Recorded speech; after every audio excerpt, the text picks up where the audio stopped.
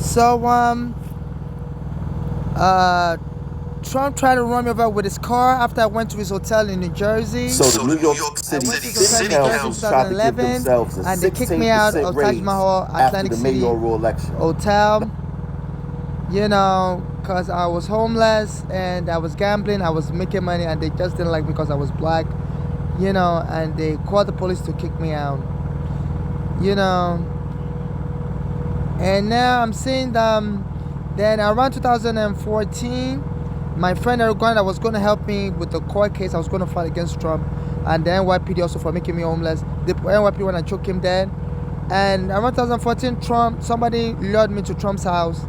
In front of his house, said they were going to be giving a Christmas present. And when I got there, Trump came with his car like 5 minutes later and tried to run me over. I was under immigration surveillance then. So now they say people have been protesting, against ICE by running in front of ICE car, like trying to imitate the way Trump tried to run me over with his car. So this is becoming a commotion, and I believe this Trump has seen a lot of people are aware of what he did to me around 2014 when he tried to run me over with his car, and he may be planning to get me arrested with NYPD. I was using the bathroom on November 14, 2025, and some NYPD stormed the bathroom and arrested me on false charges. Said somebody had lied that I stole something, and I was trying to explain to them I'm a victim of false claims, and instead of they listening to me, I told them I've already contacted the NYPD commissioner. I've contacted the Attorney General, Lolita James. I was trying to show them the report I filed with Lolita James, and then the person knocked me to the ground, dragged me out of the bathroom. So they told me to shut my mouth. I thought you were here to do an investigation. Why are you telling me to shut my mouth? Are you investigating? And they arrested me, said I was disturbing the investigation. I'm like, you came to investigate me for stealing a cell phone. You couldn't find a cell phone on me, and I'm trying to educate you on what is really going on. I believe there's some gang members. My mother's daughters are part of a narcotic gang that keep people for money. And I was like, why are you trying to tell me to shut up and not talk? And not talk, and you told me to be silent, that my voice is disturbing the investigation. And they charged me with obstruction of justice. Even though they couldn't find any phone on me. So now I said during the ICE protest, people are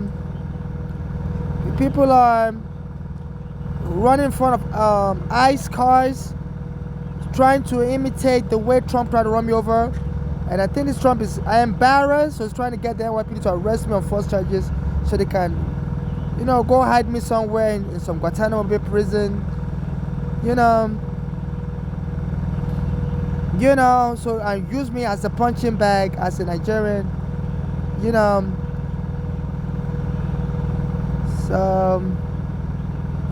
So please, my life is in danger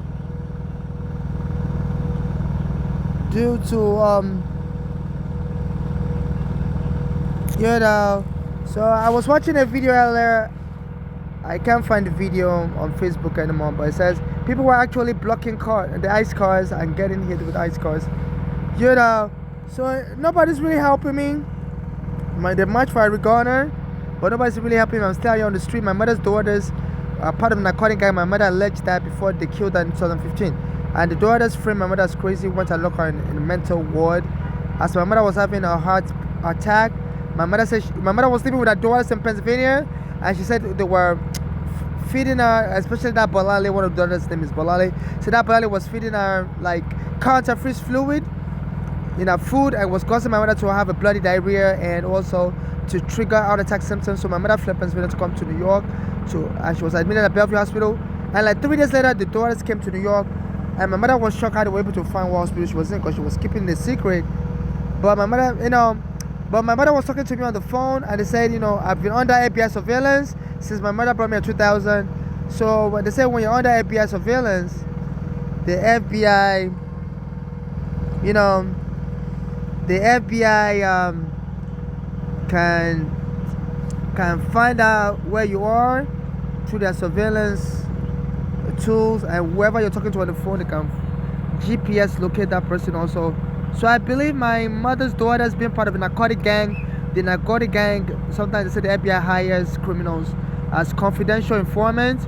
So the narcotic gang may be accessing my surveillance feed to the FBI, and that was how they were able to tell our daughters what hospital my mother is in, because my mother was talking to me on her cell phone from the hospital.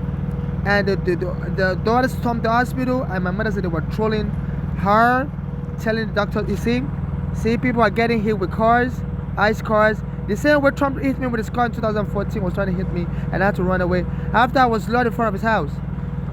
After I was trying to sue in 2011, you know. So please, my life is in danger. So the NYPD say I have to come to court. The NYPD said I have to come to court. So I was obstructing the investigation of me by talking. So they say I have to come to court. December 2nd, which is tomorrow, Tuesday. You know. So please, I need people to go with me to court. So I'm appealing to the Jumaane Williams public advocate. I don't know if they're going to send ICE to grab me from the courthouse. So my last name is spelled Olabopo, and my first name is spelled Babatunde, but they misspelled my name in the summons or whatever they call the court papers. And I told them, you misspelled my name. They say it's okay. I'm like, why are you trying to confuse the system? I said, it's not okay. Please spell my name properly. And they say it's okay. So they misspell my last name as my first name and my first name as my last name. So I guess, I'm like, you're going to present a fraudulent documents in court. So these people need to be arrested, for telling me to come to court on December 2nd and presenting false information to the court.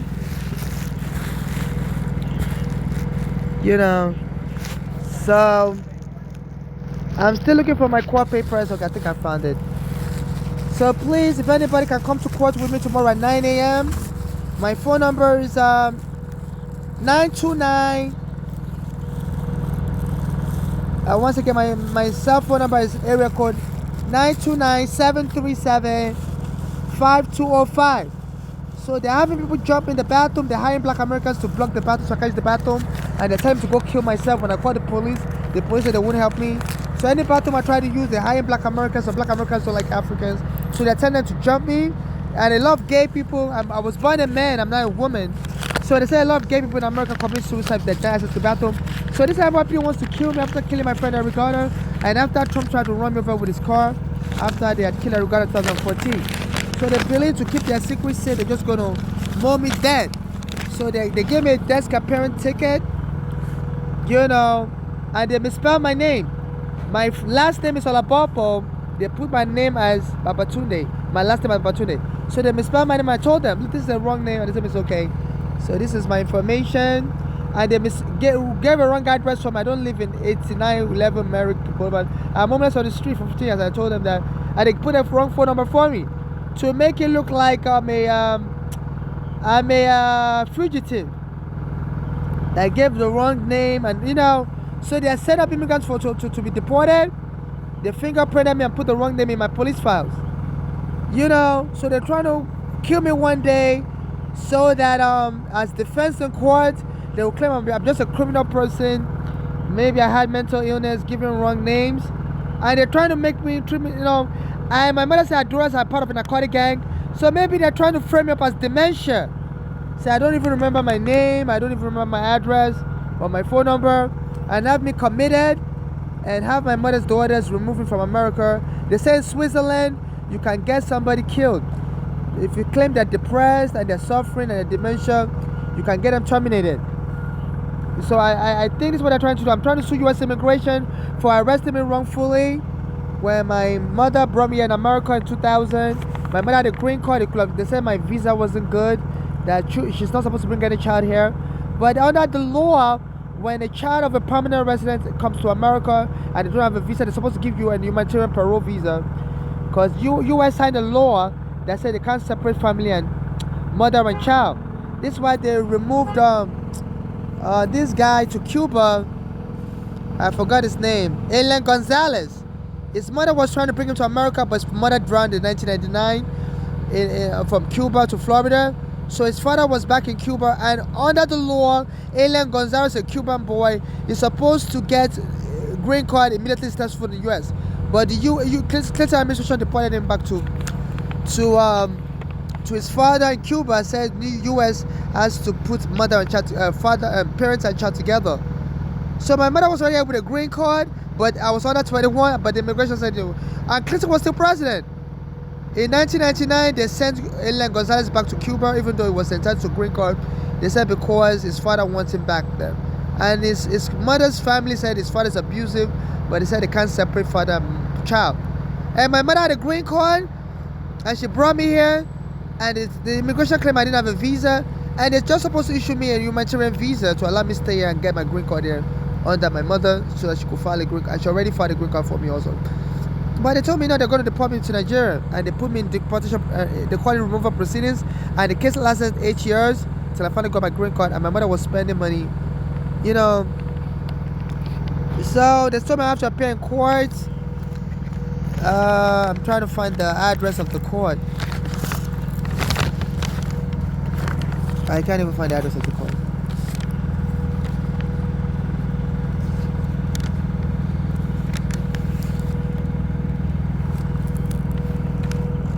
So they tell me I'm summoned.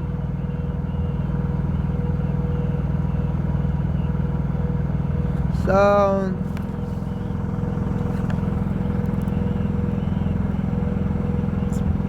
they didn't even give me the address of the court.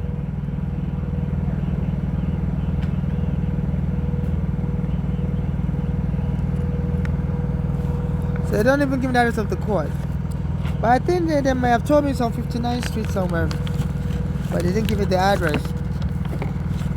So how do you give a court summons and don't put the address there where it's supposed to appear? Oh, here it is.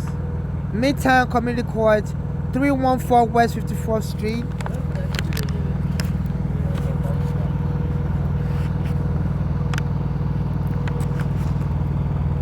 Oh, it's not clear now. So it's 314 West 54th Street, New York, 10019 at 9 a.m. So I would like everybody to show up, and embarrass this police for writing my name wrong and writing my phone number wrong and my address wrong. So how you gonna put in the court system with false charges, false name, false attempted arrest, and they say this is how they do it. And say if you don't appear, you'll be the one that will be criminalized. So they're trying to embarrass me. I don't know if they will have ICE waiting for me. Because just like Trump lured me as I was trying to sue in 2011, and because they removed me from his hotel, saying even though I was gambling, I was making money in this hotel. They said they don't want blacks like me in this hotel, and I required everything, and Taj Mahal hotel. So 2014, I regret I was going to help me. The police was like, I regret him. As soon as I got to me, I was going to help me with all my court papers I need to file, And then somebody lured me, said I should go and stand in front of Trump's house. They gave me that Christmas present. In 2014, when I stood in front of his house, he came with his SUV and tried to run me over. And then he made a boast he could shoot somebody on Fifth Avenue and get away with it. And he didn't try to shoot, he tried to run me over with a car. Then when he said he could shoot somebody on Fifth Avenue and still become president. In 2014, he made that threat.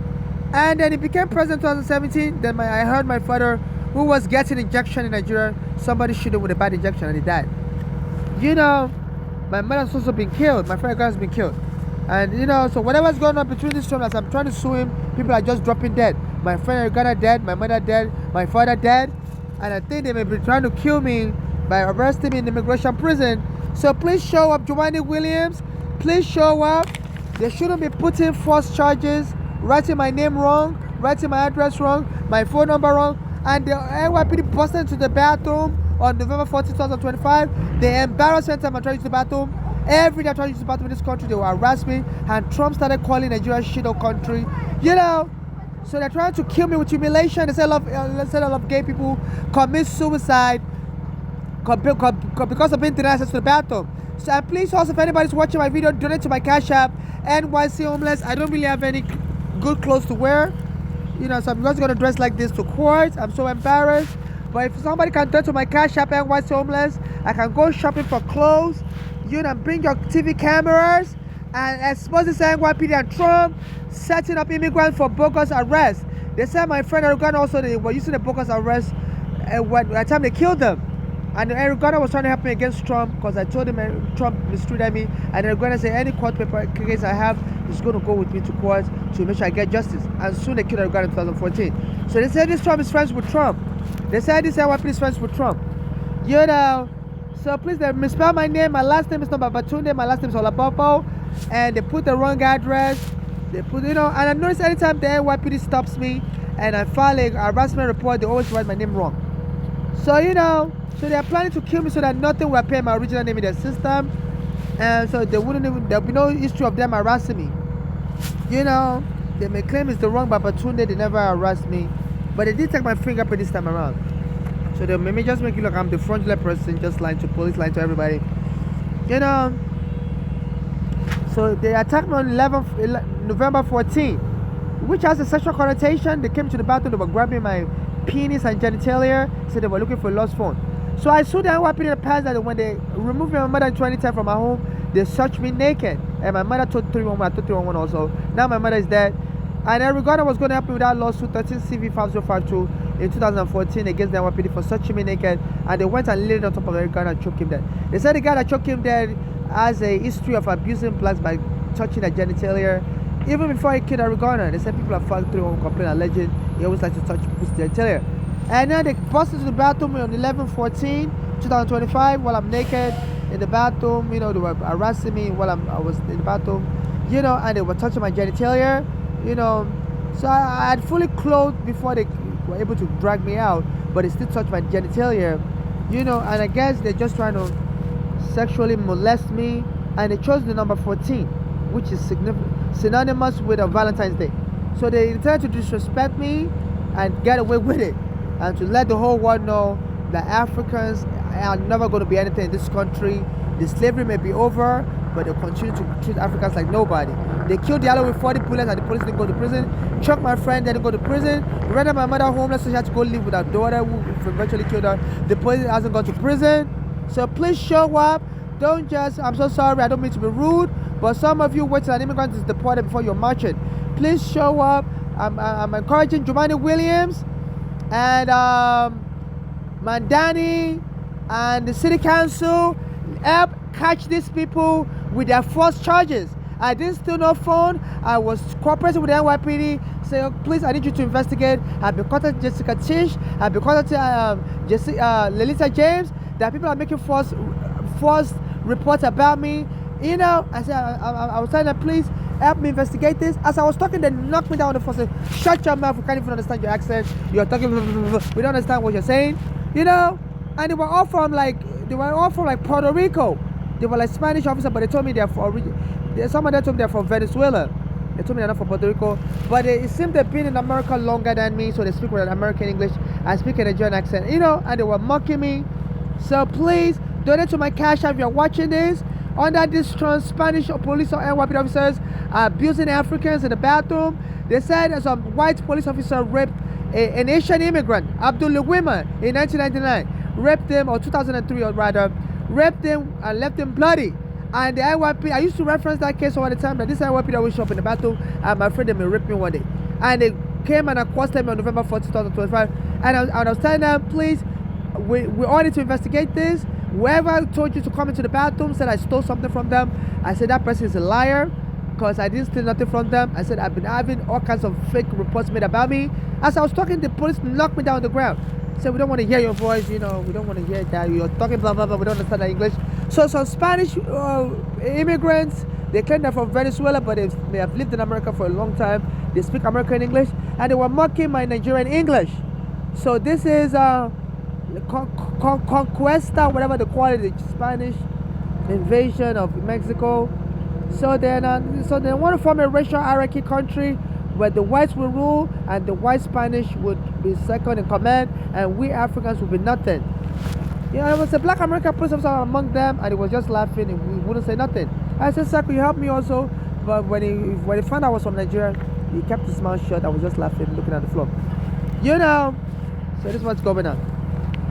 So please donate to my Cash App, NYC Homeless. Or if you want to donate to me personally, I'm not looking for surrogacy. I'm not looking for romance. I'm not looking for somebody to inherit my money when the police kill me if I die.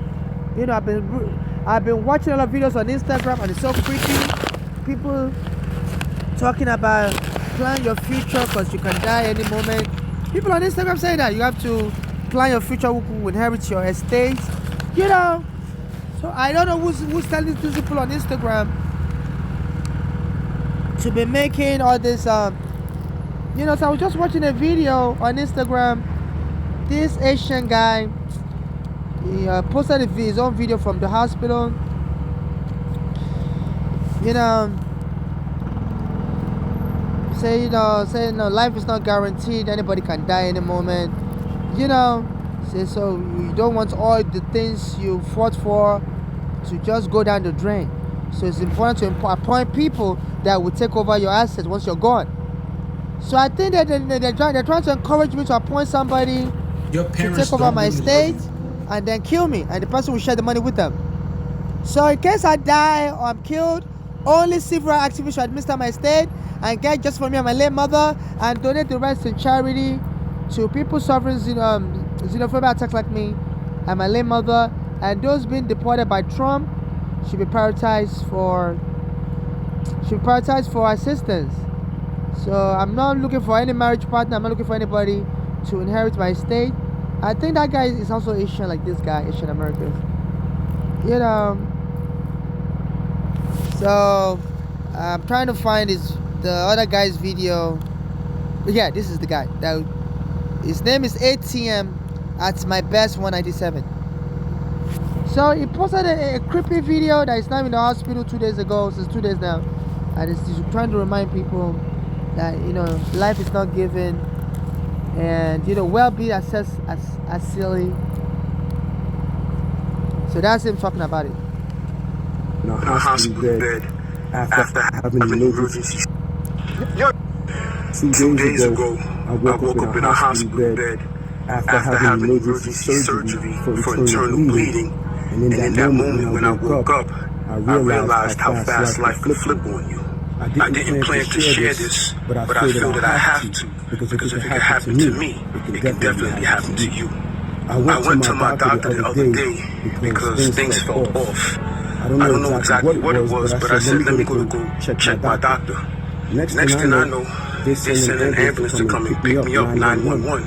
And now I found myself in the emergency room, and the doctors are telling me I have to do emergency surgery because I had internal bleeding. There was no warning, no time to think, no time to prepare. They had to make their move right now. When I opened up my eyes, I thank God, but truthfully, it could have went a whole different direction.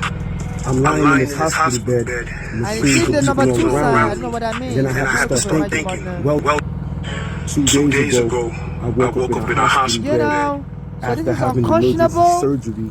And they said the inheritance scam is so rampant in New York. I realized how someone like me, I was born a male, I'm not a woman. I didn't plan to share this, my mother's dead, my father's dead, I don't have a child. I'm a transsexual. So if I die, you know, anybody can claim they're my marriage partner and inherit the estate, or claim I adopted a child.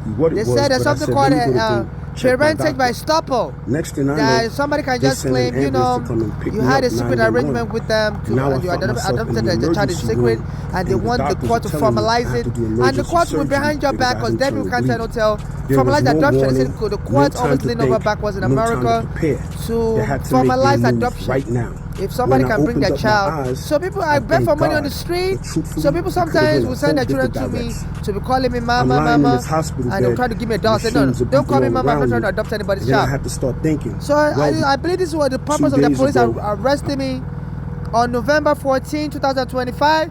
They were just looking for an opportunity to kill me so that I can be scammed by scammers. My mother said her daughters are part of an inheritance scam gang and a narcotic gang. Her dad was also Polanyi and Florham, whereby they kill people for money.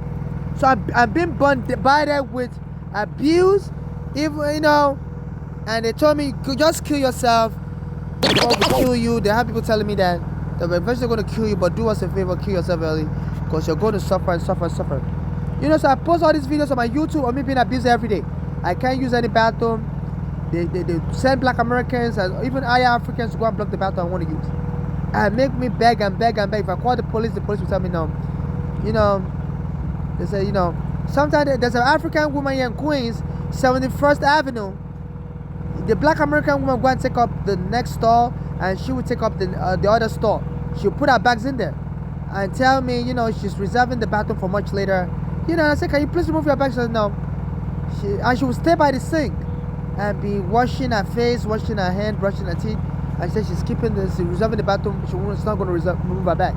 And I called the police, and the police said they can't stop her, that she can do whatever she wants. You know, I just have to keep waiting. You know, I'm like, I'm about to defecate on myself. And the police will walk away as I'm talking. So they're hiring people, Africans and black Americans. So this is when they came into the bathroom, November 14, 2024, tried to provoke me to death. So before that, you know, before they brought the janitor to be menacing me in the bathroom, you know, she was like she was sweeping and she was telling me, get off the bathroom, there's a long line of people waiting. I'm like, you know, I'm like, you always come to the bathroom every time I'm using the service to believe that there's long line waiting and there's no long line. So why are you lying? And you're always threatening me that you're going to call the police on me. So the janitor came, this is when they arrested me on November 14th. So the janitor, she's an Indian woman. I was saying I support Mandani.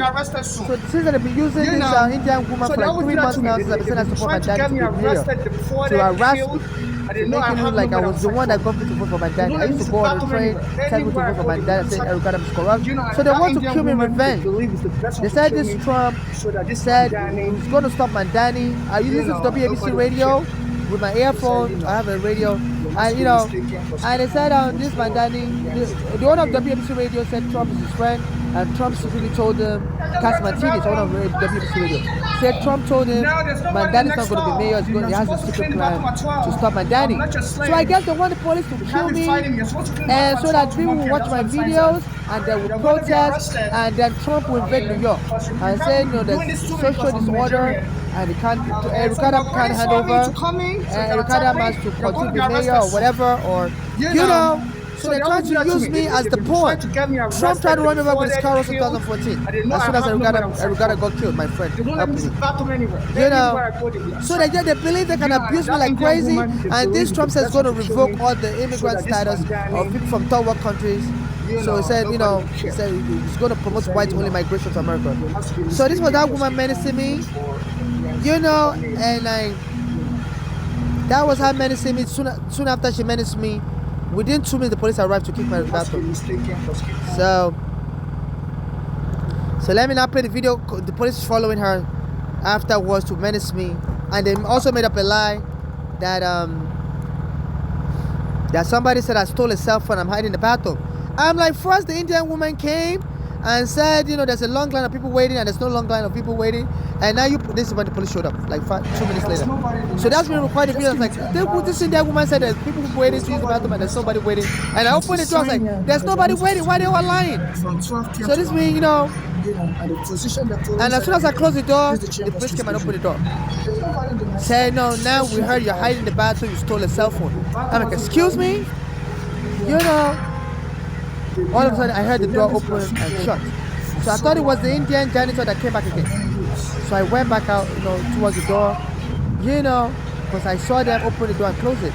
I was terrified, like, what is happening? That's them. That's them. On November 14th.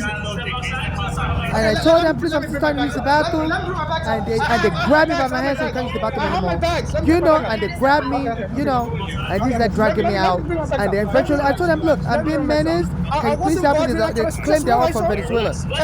They told me they're not American, they're all from, but they speak American English. And at some point, they slammed me on the floor. I said, can I please explain to you? So we don't want to hear nothing. And that's when they slammed me on the floor. They slammed me on the floor. You see, that's them, you know. I said, how you come to arrest me so you don't want to hear nothing? You don't. I said, you're supposed to investigate. And then they arrested me. You know? And they told me I was talking too much. And then my accent was they don't like my accent at all. So I have to appear in court for my accent. They told me, you know, you have to appear in court, your accent was disturbing us. You know, you know. So they arrested me for my accent. They said the U.S. Supreme Court said you can arrest people for their accent now if people are speaking Spanish, but that only applies to ICE. And I think this is why people want to push it. So they are from Venice. They told me they're from Venezuela. They're not really Americans, but they live here long. So they now told me PL under PL 20530. That's the charge. And they misspelled my name. They put my last name as my first name as my last name. Put the wrong address. I don't live in Queens. Give me a wrong phone number. My phone number is 929-737-5205. They gave me a wrong phone number. You know, and I told them, they said me, no, it doesn't matter. This is how we do it. We lie and go to court. You know, so this is creepy, and I'm afraid they're just setting me up. ICE may be waiting for me to arrest me. I used to have a green card, but it was stolen. The police arrested me. They arrested me in 2019 over false charges and took my green card from my bag and will return it. So I can't go back to work. I used to work as a homemade aide. I could potentially make up to $30,000 a year. You know, so they just arrest me all the time on bogus charges, steal everything I have, steal all my phones. I use my phones to record them. So they said this police are so angry that I'm using my phone to record them. So they always tell people, so they're working with criminals to lie on me that I'm stealing the cell phones I'm using to record the police. So that in the future when they kill me, they will tell the court the evidence can be heard in court because it was on the stolen cell phone. So they're telling criminal gangs to lie on me, and then the police will come and take the cell phone from me and seize it. You know, because I have so many videos against this police, and they said they want to, you know, they believe they can just, they said during the American slavery of black Americans or of Africans in America 500 years ago, they used to lynch blacks. They used to lynch blacks that they're speak out against the police. So this is crazy. As this Trump said he wants to deport so many immigrants from third world countries, revoke all our statuses, and it's ICE. I believe Kristi Noem, she's the I believe she's the Secretary of Homeland Security. She's been saying they'll be willing to hire NYPD to work for ICE. So this NYPD know they can always get in another job with ICE even if they abuse me and get fired. You know, so I want to play you the video of when the police arrested me on false charges in 2019. They said I was fighting with somebody. I wasn't fighting with somebody. I was begging for money on the street, and this guy came and slapped me in the head on Bay Ridge Avenue and 4th Avenue. On July 20, 2019, Trump was trying to run for re-election, and I used to go on the train telling people not to vote for him, that he owes me money from me gambling in his hotel, didn't pay me, and trying to hit me with a car. So then this Trump started calling African countries shithole. Even the U.S. Congress people said Trump invited them to a secret meeting, said he wants to get rid of people from Africa, and he needs them to help him pass a special law. So, and the congressman like Schumer said they walked out of the meeting with him after they heard them call African countries shithole, and they told him they're not going to pass a special law just to deport Africans. And then this Trump started doing immigration raid in New York. So I put my green card in my bag, you know, and I was sitting here on Bay Ridge Avenue begging for money, and a guy came and slapped me in the head, and I told the guy to stop it, and then the police came and knocked me down. So I was fighting with a guy. I know. I said, stop harassing me, and they took me to the cycle. Said I was a crazy person. I didn't remember my name. They said I didn't know who I was, and I was fighting people, and they put that nail on my neck. At that time, my friend Arigona's case, that's that put that nail on my neck, joking me. At that time, 2019, I posted the video in 2023, don't let this confuse you, but the occurred in 2019. At that time, Trump dropped the Arigona's case.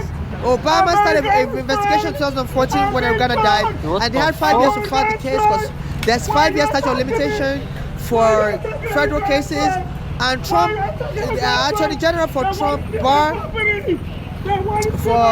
administration bar said they forgot to file the Arigona's case. So people, I was the only living witness that knew they killed Arugana for purpose, because Arugana told me was going to help me and they choked him dead. And around this time period, they dropped the Arugana's case. They said they forgot to file it in court and let the statute of limitations expire. They had 5 years for the statute of limitations from Arugana's death to file the case in court. So then now they came and arrested me and they were trying to choke me dead. Because, I was the only one. And they took me to the psych ward, took my green card, and they diagnosed me as bipolar, as crazy, and said they've been provoking me, and they're misspelling my name, and anytime they attack me, they will leave Coca-Cola bottles everywhere. So I think some people are trying to snitch. So I used to drink Coca-Cola as a child in Nigeria, and they normally sell Coca-Cola in dirty bottles, because in Nigeria you have to return the Coke bottle to get a new Coke in the store. The store would take the Coke back to would send the Coke bottles back to the Coca-Cola Nigeria to wash the bottle and put new Coke in it. So in America, when you buy the bottle, with the Coke in it, and you don't have to return the bottle. By Nigeria, in order to buy Coke, you have to give them an empty Coke bottle in exchange for the new Coke. But they don't used to wash the Coke bottle properly in Nigeria. So sometimes when I'm drinking the Coca-Cola in Nigeria, I will see roaches in it, I will see mucus in it. Some people will spit in the Coke bottle and return it, blow their nose in it, and the Coke. I say Nigeria, they were so negligent, they would just pour more Coke. So as I'm drinking the Coke in Nigeria, I've been seeing mucus. Sometimes I would ingest mucus, I would have to spit it out, and I never thought nothing of it until I felt so sick. I became so lean and thin. I was dying in Nigeria, and my body was shrinking, and I started looking like a little child. And people couldn't believe it. I was like, your body shrink, like physically. And throughout my stay in Nigeria, people always thought I was underage. I ended up looking like 5 years younger than I was. Even when I arrived in America, when I was in immigration prison, people were telling me, you look like a 9-year-old. And I was not a 9-year-old. I just looked so underage after I drank that Coke in Nigeria. Then I later found out in America, a lady said a child used to eat dirty food off of the floor as a baby, and the child became so sick, and then the child started having temper tantrums, and then the doctor finally, they took the child to every doctor. They didn't know what was wrong with the child. So the child was a happy baby until he started eating dirty stuff off of the floor, and the child started having temper tantrums. So the woman said she took the child to an hormonal specialist, and they found out that the child has a bacterial infection of the blood and cause an hormonal dysfunction, and it's causing the child to misbehave. So the child became so angry, and they had to treat the child with hormone therapy and stuff to normalize the behavior. So they said such bacterial infection from dirty food or dirty drinks, if a baby, a little child, I'm so sorry, I blocked. If a little child comes in contact with that bacteria, it could either make that child angry or affect the hormones and make the child transsexual. Or if the child was born a female, make the child a lesbian. So in my case, the only thing I noticed was it didn't make me angry. It just made me, it slowed down my secondary sex characteristics. Like my voice wouldn't get deep for a long time. I was noticing the other kids around my age in Nigeria, their voice was getting deep. My voice wouldn't get deep. As a teenager, I couldn't grow any mustache, and my growth was very slow. So the Coca-Cola made me transsexual. The bacteria in the Coca-Cola made me transsexual, but it didn't make me angry. So I used to post online that I'm having a lot of gas, here in America. So I used to post online, and I was under FBI surveillance since 2000 when my mother brought me here from Nigeria, and they arrested me at JFK, said children are not welcome with permanent residence parents. Even though they arrested me wrongfully, because there's a law in America, they can't separate a minor child and the mother or the father, because America has the family unification law signed by Congress, so they said that they're supposed to give me a parole visa, even though they claim I didn't have a visa, they're supposed to give me a parole visa, and they didn't do that. They said they were going to deport me back to Nigeria, and I told them I can't go back to Nigeria because my father is abusive to me. So they told me to apply for asylum, and they asked me, do I have any witnesses? Did I tell anybody? I said, you know, my mother's daughters are here in America, and they asked me, did I tell them that my father was abusing me? I said, I'm very introverted. I don't really tell people my story. So you can look at my immigration files, and you see I did tell the immigration I'm introverted. I don't really tell anybody my story. You know, so in case I'm killed here in America, and somebody says they want to do a movie about me, and my mother's daughter would tell them my life story. No, my mother's daughters don't know my life story. They always lived here in America. They were born in America, and they've always lived here in America, except for one time or two times my mother brought them briefly to Nigeria.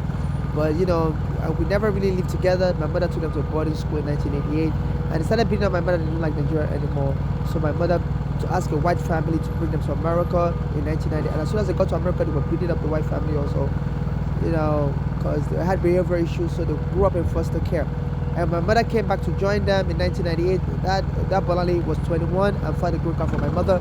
So my mother thought, you know, that green card covers me, because she told that Bolali to make sure she hires a lawyer and make sure I'm included in the visa package. And that Bolali pretended like the green card she filed for my mother covers me. So when my mother brought me from Nigeria, my mother first arrived alone in 1998, and she went back to Nigeria to get me in 2000. And my mother thought the green card that Bolali filed covered me. You know, and that Bolali didn't really explain to my mother that green card was for my mother alone. So when my mother brought me to JFK, they were like, how did I even get on the plane?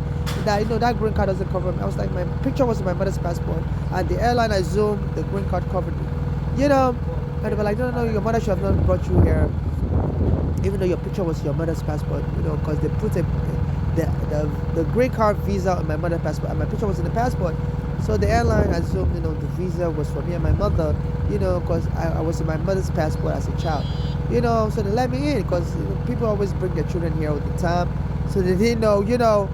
And we received a shock of a lifetime when I arrived at JFK, and they told me that visa doesn't cover me. You know, at first they told me that visa covers me, and they went and put a visa in my passport, because I also had a separate passport. So they, you know, then the head of the customs said, no, this is a mistake. You know, I said, we have to arrest this child. No, the mother's not supposed to bring this child. At first they told me the visa covers me, that my mother's green card. I also had my separate passport. You know, so I showed them my separate passport, and so they went and stamped my own passport with the green card visa. But the head said he was looking through the computer, and he found out that my mother's green card doesn't cover me, so we're going to arrest you. You know, and they lied to. But there was a visa already in my passport at the time they arrested me, but they lied that there was no visa at all. So that made me a permanent resident as soon as I arrived at JFK. Because once they stamp a visa in your passport, you know, you already have that status, and they can't just take it back. They have to take you to court. So they lied to the judge that there was no visa ever in my passport, and I arrived without a visa. So the case lasted 8 years based on their lies. So I've been trying to sue U.S. immigration, and so they were monitoring me, trying to sue them. And I put my passport with the visa in a room I rented in 2014 on Canal Street, 219 Canal Street on Staten Island. And in March 19, 2014, the room was set on fire, and my landlord stole all my property, like my passport with the visa. You know, at that time I was trying to sue U.S. immigration, so I couldn't sue them anymore, because that was what I was going to use. So I believe somebody snitched and said that person is about to sue U.S. immigration, and told my landlord to set my house on fire. That was in March 19, 2014. Then a few weeks later, they killed Eric Garner on July 17, 2014. Eric Garner, they killed him next to that house. And when they set my room on fire, the landlord, his name is Kobe Adesanya, he first left me a voicemail, was laughing, you know, and he hung up on me. The next day, my house was set on fire. So in Nigeria, I was a comedian. I like to make people laugh. So I guess this FBI, while they were investigating me for the immigration problem, they interviewed people in Nigeria, and they told them everything about me, that, you know, I'm a very funny person, you know. And they said when they killed this Eric Garner, they were laughing. The police officers were laughing. And I know, I said, just pretend it's not dead. The paramedic said, we think is, you know, and the paramedic said, we think, you know, he has a weak pulse, let's revive him. They said, no, he doesn't have a weak pulse, he's just pretending. So the police officers were laughing. So, you know, and that was the signature evidence to show we're killing this person, because this immigrant wants to get money suing us, you know. So they just, you know, and they say this Eric Adams knows the Eric Garner family. Eric Adams is friends with Eric Garner.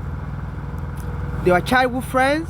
So when he heard his childhood friend was killed, this is Eric Adams, when he heard his childhood friend was killed while trying to help an African me, they said, I guess he was angry, and they said Bloomberg sponsored Eric Adams to become mayor, so he could use that anger and get me killed also. Since some black Americans compete with Africans, they don't want us to be welcome here. And as soon as they killed Eric Garner, and my mother was also killed by her daughters, some black Americans accosted me on Fulton and Franklin. You know, as I was eating a Chinese restaurant, I used to beg for money in front of the mosque. There's an Islamic mosque on Fulton and Franklin. I used to beg for money there. And some black Americans would jump and say, get out of here, get out of here. You know, you're a Christian, we're Muslim. You know, we don't want you in our block. This is a Muslim area. Go to your Christian church. And they were just doing that because I was an African and they didn't want people to give me money. So, and when I go into the restaurant, some of those black Americans will also, I think some of them are undercover FBI agent. You know, one of them in particular was tall and light-skinned, who always followed me everywhere. And he brought some black American women with him. He was a male. And would say, you Africans, you sold us into slavery, and you're not going to get nothing in America. We're going to kill y'all. You know, and soon after that, Bloomberg, you know, soon after that, the police started following me to every bathroom. You know, any bathroom I tried to use, the police would say, get out of the bathroom. So, you know, on Quad Street, around that time, 2019, the police would follow me. Eric Adams was the borough president in Brooklyn. What the fuck are they doing? Was the borough president in Brooklyn. You know, so I used to go to Quad Street because I was still suing the NYPD that killed my friend Eric Garner, but I was still suing the NYPD in Quad Street, Brooklyn Federal Court. So I thought that was the civil rights being in case they do anything to me. At least the court. I use the train station. The train station is on the same street as the courthouse. So I think the court will be able to investigate. But you know, the police would come into the bathroom and throw me out of the bathroom. You know, and throw me out of the bathroom. And you know, I was using the women's bathroom, and they would say I'm not a real woman. I said, you know, New York has a law that allows even gays to use the women's bathroom. And they would throw me out of the bathroom. So I would go in front of Eric Adams' office. He was the borough president on Quad Street. His office was there. So I would say, please, NYPD, stop harassing us immigrants. I said in Ohio, when Nigerian just became mayor, I said in a town in Ohio, I said Nigerian just became mayor, and I said in Iowa, they're giving undocumented immigrant driver's license. You know, I said, please stop harassing me. At that time, Eric Adams was the borough president, and you know, I heard about him, and I was hoping he would intervene as the borough president and tell the NYPD to stop harassing, but he wouldn't come out of his office. It wouldn't help. And sometimes they tell me, get out of in front of our building.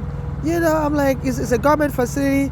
His staff would also tell me to get the fuck out of there, don't stand on a sidewalk. So they were humiliating me. The police will kick me out of the train station. Eric Adams' staff will kick me out of the sidewalk. So we don't want you in our neighborhood. We're from we're the real New Yorkers. We're just an African, you know. Then later on, you know, so I stopped coming to Quad Street. I started going to Prospect Park to use the bathroom, you know, in Prospect Park. And on this on this particular day when the police came to choke me, earlier in the day I was using the bathroom in Prospect Park, July 23rd, 2019. And they used to bring the gang members into the bathroom. What the fuck are they doing? You know, and to menace me and call the police on me. And there was a camera at the Prospect Park train station, the Q line. There was a camera there that would record them menacing me. I'll call 911 and the police said, we just don't want you in Brooklyn. Get the fuck out of here. You know, you're an African, you know, you don't belong here. We are the real New Yorkers. You know, and they were menacing me. So on this day, July 20, 2019, so I went back to that Prospect Park to use the bathroom on the Q line. Because the bathroom, What they're doing? there, you know, usually nobody uses that bathroom because I have a lot of bags and there's no elevator that leads to that bathroom. You have to carry your bags up the staircase. So a lot of people don't really use that bathroom because you need an elevator. Because people that have bags and stuff, it's hard to access that bathroom.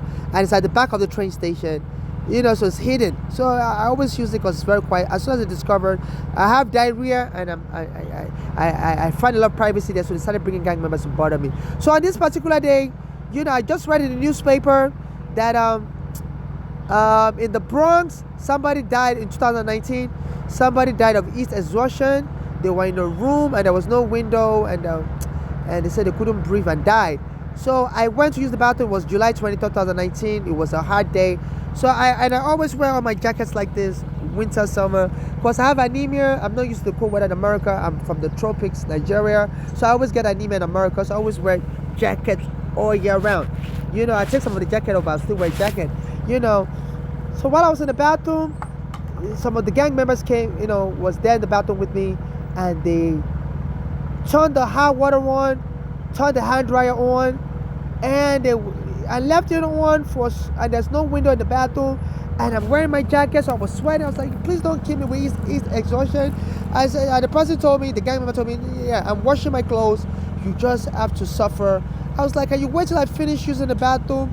I said, I have diarrhea, and the door to the bathroom is closed, you know, and there's no window, and it's a very tiny bathroom. It has only 2 stalls, and the person, so the person was turned the hot water on to full blast, and there was smoke coming all over the room from the hot water, and turned the hand dryer. And usually they don't let the hot water turn on. That day they went and turned the hot water on for the person.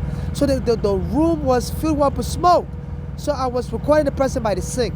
I said, I'm going to post this video online. You're trying to kill me with heat exhaustion. I said there was somebody living in the basement apartment in the Bronx, and they died of heat exhaustion, but the basement has no window. I said, they've arrested the landlord. I said, they're going to arrest you. Because I said, you know, I was reading this newspaper. So most likely the FBI was using their satellite camera to watch me. I always read newspaper on the train. So they always torment me. Anything I read, they will have people reenact whatever crime I read about on me. You know? So they said the US uses a satellite camera. This was how they were able to locate Osama bin Laden in the Pakistani jungle. They were lying to the whole world that they couldn't find Osama bin Laden. They said after 9/11 they knew he was holed up in the Pakistani jungle in an unpopular building. But Obama was one that told the truth. But they didn't want to kill him. They were still observing him, how he moves. You know, his wife would go and visit him there. But Obama said, give them to go ahead, just go and kill him. And I said the sniper arrived in an helicopter and burst the door open. They said they were recording how they killed him. They said Osama bin Laden was very nervous. He couldn't believe, because it was listening to radio, and the US was putting fake information on BBC that they can't find this Osama bin Laden for anything in the world, and they're getting report that one of his soldiers killed him because there was a insurrection in his terroristic gang, and somebody else deposed him by killing him. So they said that they believe he's already killed already, and they buried him somewhere, so they're never going to find him alive. So they said they were monitoring him, was listening to the BBC radio, and they were so happy. They could watch him on satellite camera with a sigh of relief. So, you know, his wife would go and visit him. They made him more comfortable. So Obama said he finally gave them to go ahead. He said, go kill him. You know, they said, even though it's against international law to just go kill a criminal, you're supposed to arrest them. I said they overpowered him, arrived in parachute, stomped his building, kicked the door open. They said his building has no window either. And they just kicked the door open, and he was nervous, shaking, and they just pow, shoot him dead. They didn't try to arrest him. And they said they buried him under the sea or whatever. You know, so they said America violates international law and local laws and can just kill you if you're a threat to the United States. So I think this Trump is trying to get them to kill me. You know, so while I was talking about him in 2019, they were using the thugs to harass me. This Eric Adams, if I go to his office, it's time to tell me, get the fuck out of here. If I go use the bathroom in front of his office at the Quad Street station, they're supposed to get the fuck out of here. You know? So I fled downtown Brooklyn. I started going to Prospect Park. And somebody warned me, they said, we're going to fuck you up in Brooklyn. Don't show up in Brooklyn. We don't want Africans, period. You know, Brooklyn's for black Americans and real Americans. You know? So I was like, I didn't take the person serious. I was like, how would this person even know when I go to Brooklyn? So I was like, so I changed areas I go to in Brooklyn. So I started going to Prospect Park. Not knowing they're watching me with their satellite camera and treating me like an enemy combatant, militarizing the ICE, since I've been under ICE surveillance in 2000 when my mother brought me here, and I finally got my green card in 2008, so I thought they would have stopped all that surveillance on me. But they said they continue forever. Even Martin Luther King, when the FBI puts on surveillance, they surveil you forever. And they said the FBI also killed Martin Luther King. So this is immigration enforcement on steroids, you know. So they told me to stop coming to Brooklyn. The black Americans were joining with the white, said we don't want you Africans, period. You know, so we're gonna fuck you up, alright? And so, you know, so the black American guy is a light skin, a black American, he always follows me around in Brooklyn, and he always acts very sexual towards me. Sometimes he'll show me his penis and stuff like that. And he was harassing me, you know. And you know, so at one point before they choked me, you know, I saw him in Prospect Park. You know, I saw him in Prospect Park. So I told him, sir, stop following me around. You're showing me your penis. I said, I can tell the police your penis description. I said, I saw you in Prospect Park near the Q train station. You know, I said, stop following me around. I said, you're stalking me. I said, I heard what you said the other day. You know, I said, you're not a friend of me. You know, you show me your penis, you act like you're sexually into me. But I said, you brought some black American women, and as I was eating in the Chinese restaurant, you said you're going to start killing Africans, that you Africans, you're not going to get nothing in America. I said, I listened to what you said that day. I said, stop following me around. You're my enemy, you're not my friend. And start showing me your penis. I said, I will describe your penis to the police, and you're going to have you arrested. I told me, I'm going to fuck you up, nigga. I said, you watch. And it chased me, you know, and I ran away from him. You know, so, you know, then I went back to that train station, Prospect Park, another day to use the bathroom, July 20th, 2019. And as soon as I was in the bathroom, they brought a gang member. And they turned the hot water on, turned the hand dryer on. I'm like, it's July, it's so hot in here. I'm wearing my winter jacket also because I have anemia. I always have to wear a coat, but I wear a lighter winter jacket, but I always wear winter jacket all year round because I have anemia and I will sneeze and cough. I have low blood count up in that, you know. So I said, you know, please. It's not really a winter jacket. I just call it winter jacket. It's like a summer jacket, but I call it winter jacket. You know, I just wear like a summer jacket and stuff. I said, you know, it's so hot in here. There's no window. I said, look, I'm always getting jumped. So I told the gang member, can you turn off the hot water? And can you turn off the hand dryer? The person said they're doing their laundry in the bathroom in the train station, and I can't tell them nothing. You know, and I was like, look, I have a diarrhea. Please let me finish the bathroom. I said, I don't want to be choked to death. You know, and the person said no. So I recorded the person at the sink, you know, doing that. I said, I'm going to post this video online. I said, you know, and the other black American always shows me his penis and told me he's going to kill all the Africans with his gang. He said, we're not going to be welcome. I said, I'm going to get all of you arrested. I said, that guy threatened me in this train station some days ago. I said, now you know, harassing me. I said, I'm not going to call 911 because I think your police also is aiding and abetting. I don't want you all to kill me in the bathroom. Because I noticed the police camera in front of the bathroom door, y'all removed it. Anyway, they attack me, you know, they will remove the police camera afterwards because I always record the police camera also, and I hide the phones in my bag. I used to carry multiple bags like this, so I hide the phone in my bag, you know. So I said, I'm going to take all this evidence to court. I'm going to get all of you arrested. So that person brought him in the bathroom July 20th, 2019. You know, you know, so I know my mother used to tell me to read Psalm 23. You know, that's a prophet of God told her that Psalm 23 is one of the Psalms that even though I walk through the valley of shadow of death, I shall fear no evil. Thou hast prepared a table before me in the presence of my enemies. You know, so I always read that Psalm. You know, sometimes I read it loudly. So I was trying to get money, so I would read, you know, thou hast prepared a table before me in the presence of my enemies. After my mother was killed, I would read that Psalm loud and stuff. So they decided to attack me on July 23rd to tell me, no, God didn't prepare nothing for you. We're going to kill you. You're not going to get justice in America. So as I was using the bathroom earlier that day, July 20, 2019, they brought the gang member in the bathroom, turned the hot water on, turned the heat on. There was no window. I required the gang member and I fled the bathroom. I said, I'm going to post this video online. You're all going to be arrested. So I got on the Q train to DeKalb Avenue, then got on the R train. You know, and then when I got to J Street, at the platform, an MTA worker came by. He was wearing an orange vest. He said, you're done today. You know, so I brought out my camera to record and he quickly fled. So I recorded his backside. I was like, this guy told me I'm done today. I was like, I don't know if they're planning to kill me today, but they were trying to kill me in the bathroom at Prospect Park on the Q line. And now I got to J Street, the MTA worker told me I'm done today. So I didn't really think much of it. So what I normally do is, at nighttime, I come to this Bay Ridge Avenue and 4th Avenue, beg for money at Rite Aid store. There's a police camera, so I felt safe. But there's a police camera on 53rd Street. Bay Ridge Avenue and 4th Avenue. So I thought anything they want to do to me, they'll do it on police camera. But I noticed after I finish begging for money by 2 a.m., I go downstairs to the train station. I start uploading videos. I start watching videos online. You know, sometimes I watch Wendy Williams show. She'll be saying, you know, and stuff. You know, and I watch Christian programs and stuff. You know, and they'll bring black American kids to be spitting on me, you know, and the kids was trying to beat me up, push me to the train track. So one day they did that to me some days before the police came and choked me, you know. So I was screaming, you know. I said, can somebody help me? And as the kids were spitting on me, chasing me around, so I ran upstairs and I saw that was an NYPD officer waiting by the turnstile. I said, why did you help me?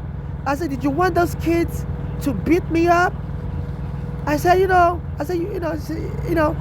and she confessed. She was like, you know, it's you we don't want in this neighborhood, and we're going to arrest you and take all your properties. You know, say stop coming here. We don't want you here in Brooklyn.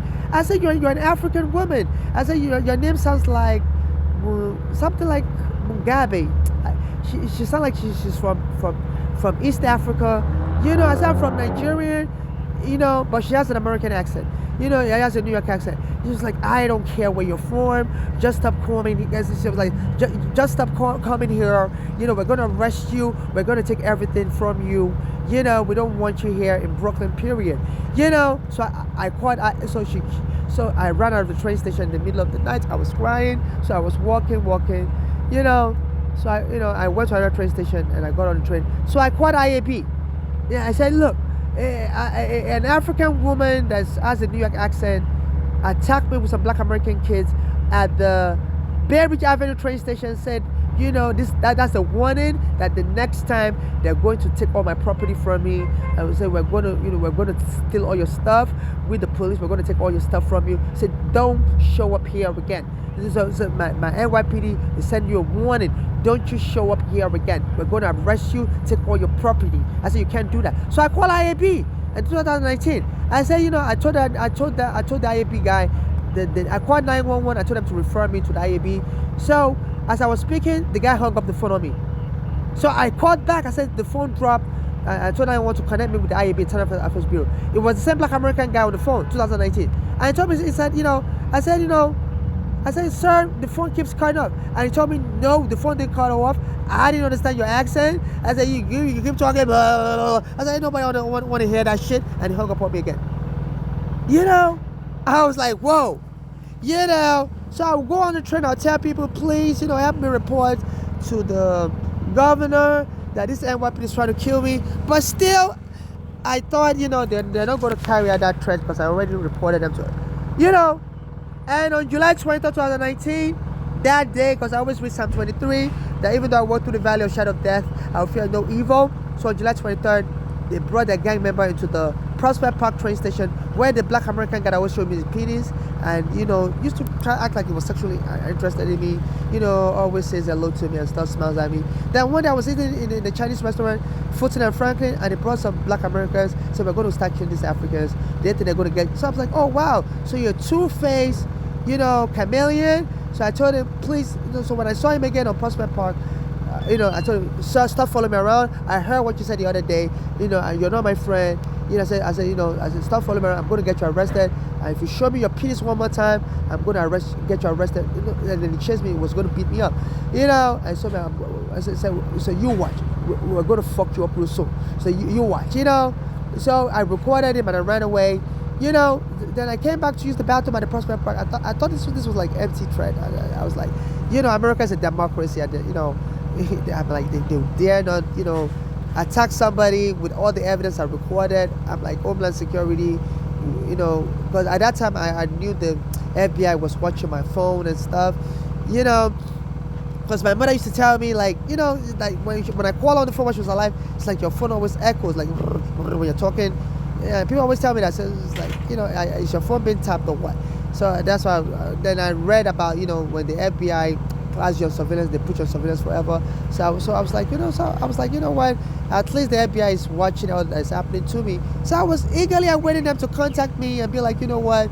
We've arrested those people bothering you and stuff who are watching. You know, I know they didn't arrest them. They were encouraging them to go and kill me when Trump became president. So that July 23rd, 2019, they gave me out. They said Trump wanted to win the presidency by any means necessary. You know, so early in the morning, they were trying to get me angry in the bathroom. Normally, I would have called 911 and they would have arrested me early in the morning. But, you know, I decided not to call 911. I was like, this black American guy that shows me his penis all the time, came to threaten me this Prospect Park. And I noticed they removed the police camera from that bathroom in front of the door. So I'm like, let me just escape from this bathroom.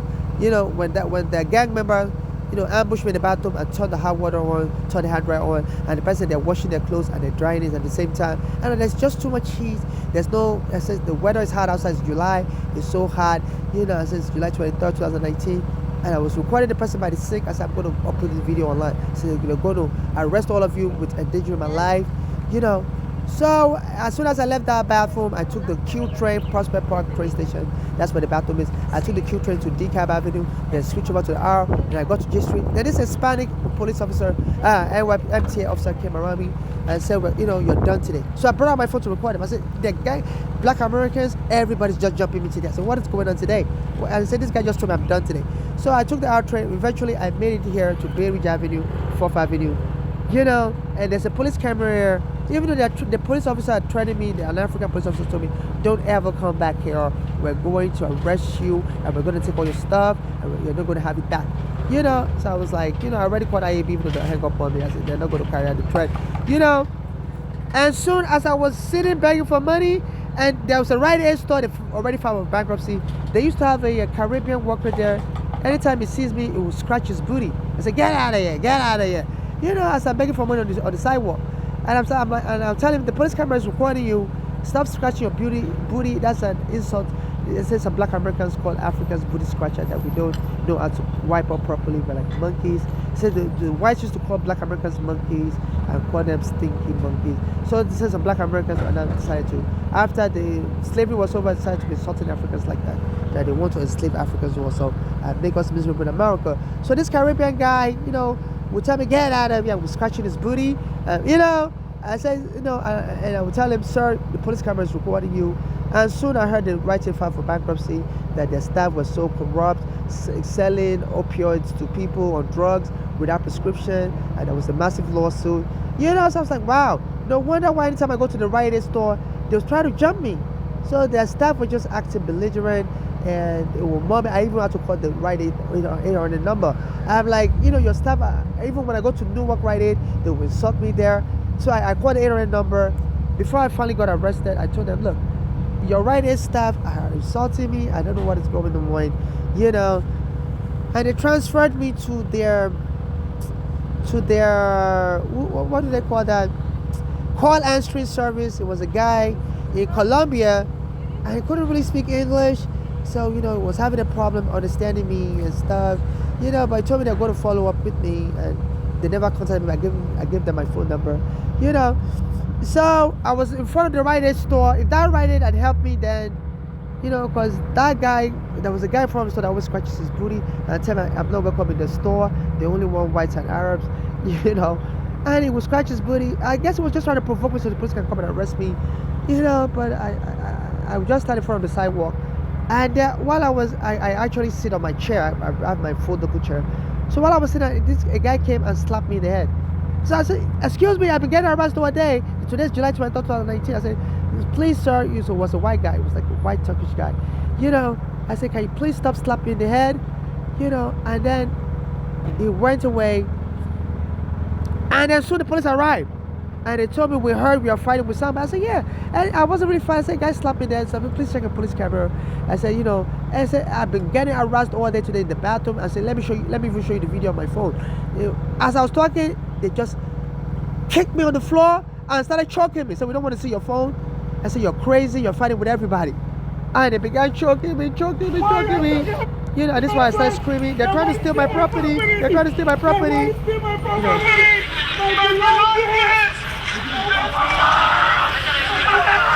the fuck are they doing, sir? They're trying to steal my property.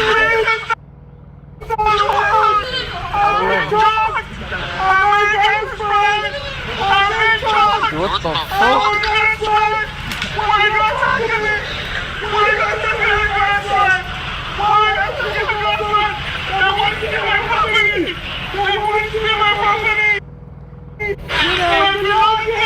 That's how I was screaming. They want to steal my property.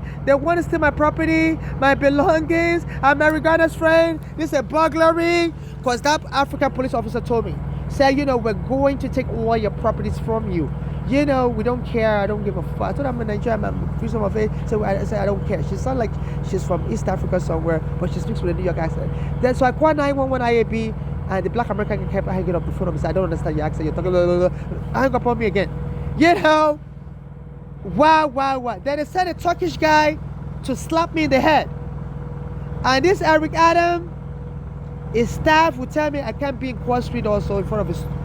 And soon, Biden arrested Eric Adams. Said the Turkish government was bribing him to get influence in American politics under Trump.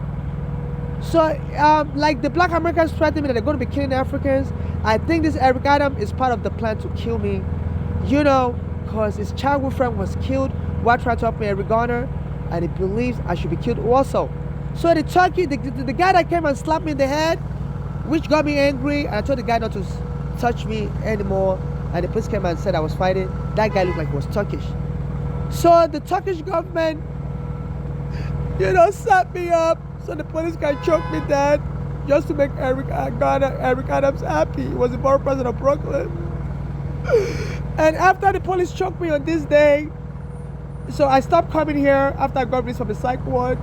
So I started going to another part of Brooklyn called, I think it's called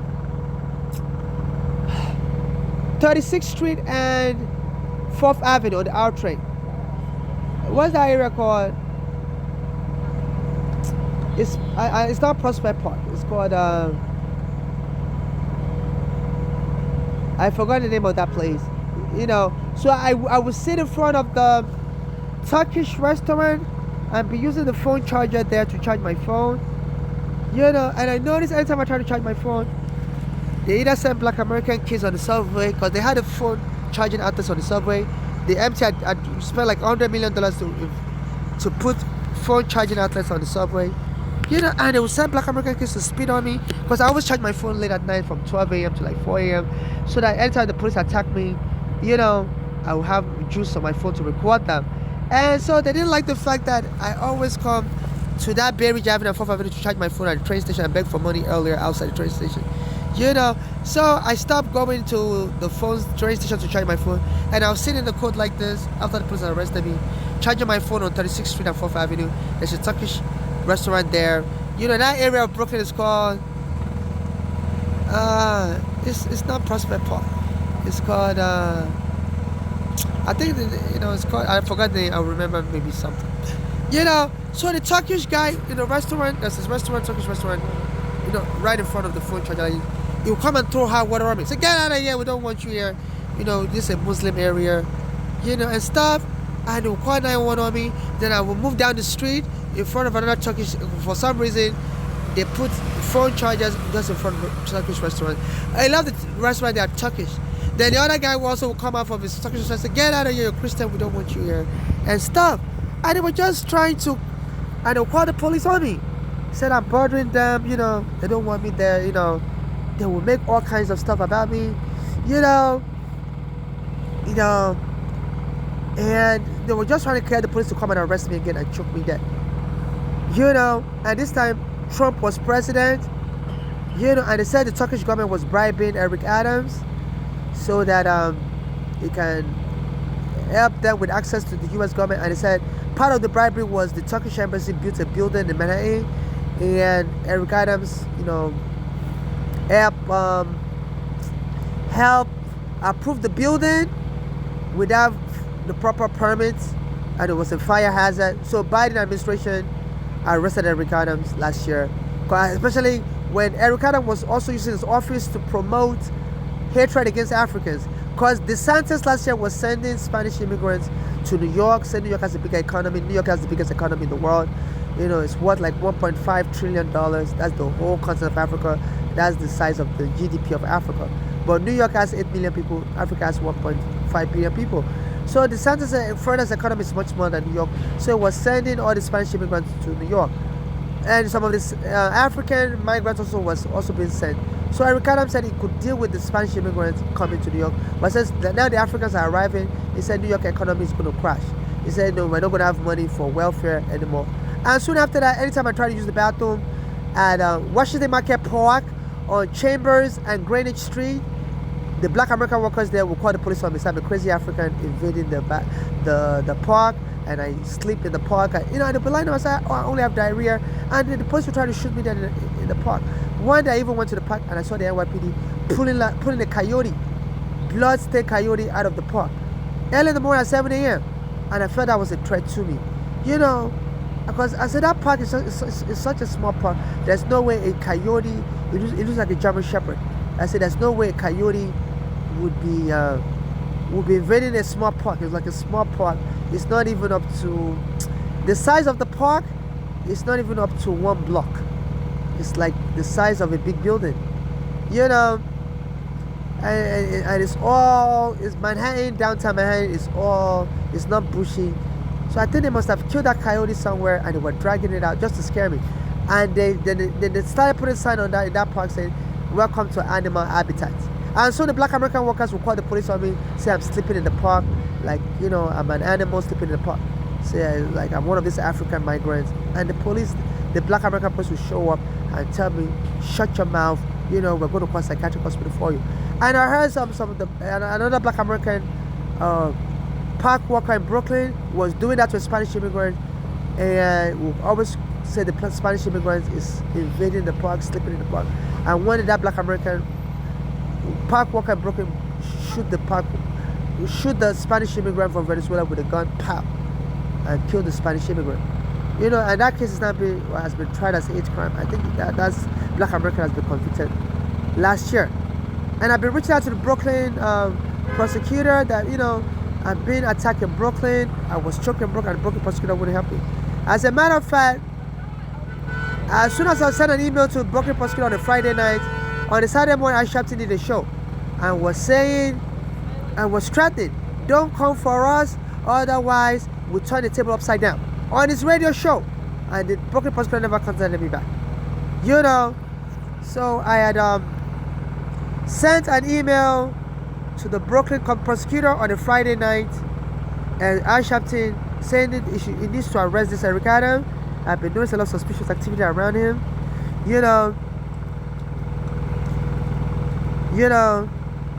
and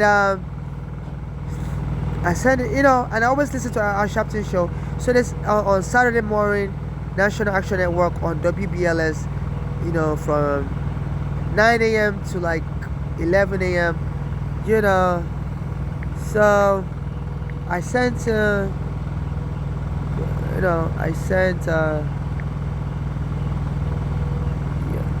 so this was the email I sent to the Brooklyn prosecutor on Friday night, saying, he needs to help me investigate Eric Adams for the roles in the police abuse I've been experiencing, whereby the police would choke me. And he also made a claim that he doesn't want Africans here, that it's okay with Spanish people coming here, but the Africans,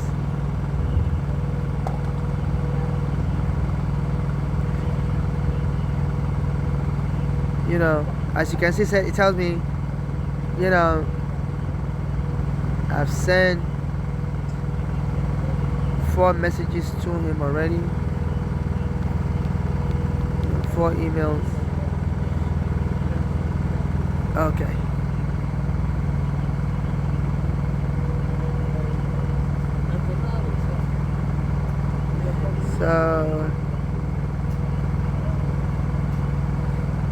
So this may be the email I sent.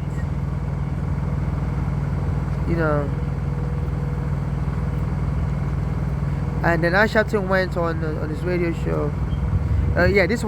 This was another email I sent to him, that somebody tried to run me over with a car as soon as I came out of the Brooklyn Library on around June 23rd, 2025. At the Brooklyn, and I said I showed him the video. I said I'm a victim of human trafficking and stuff. And the Brooklyn DA never responded back to me. And I guess this is the first message I sent in April. And And I believe this message was on a Friday, and I shouted did the show on the Saturday morning. You know.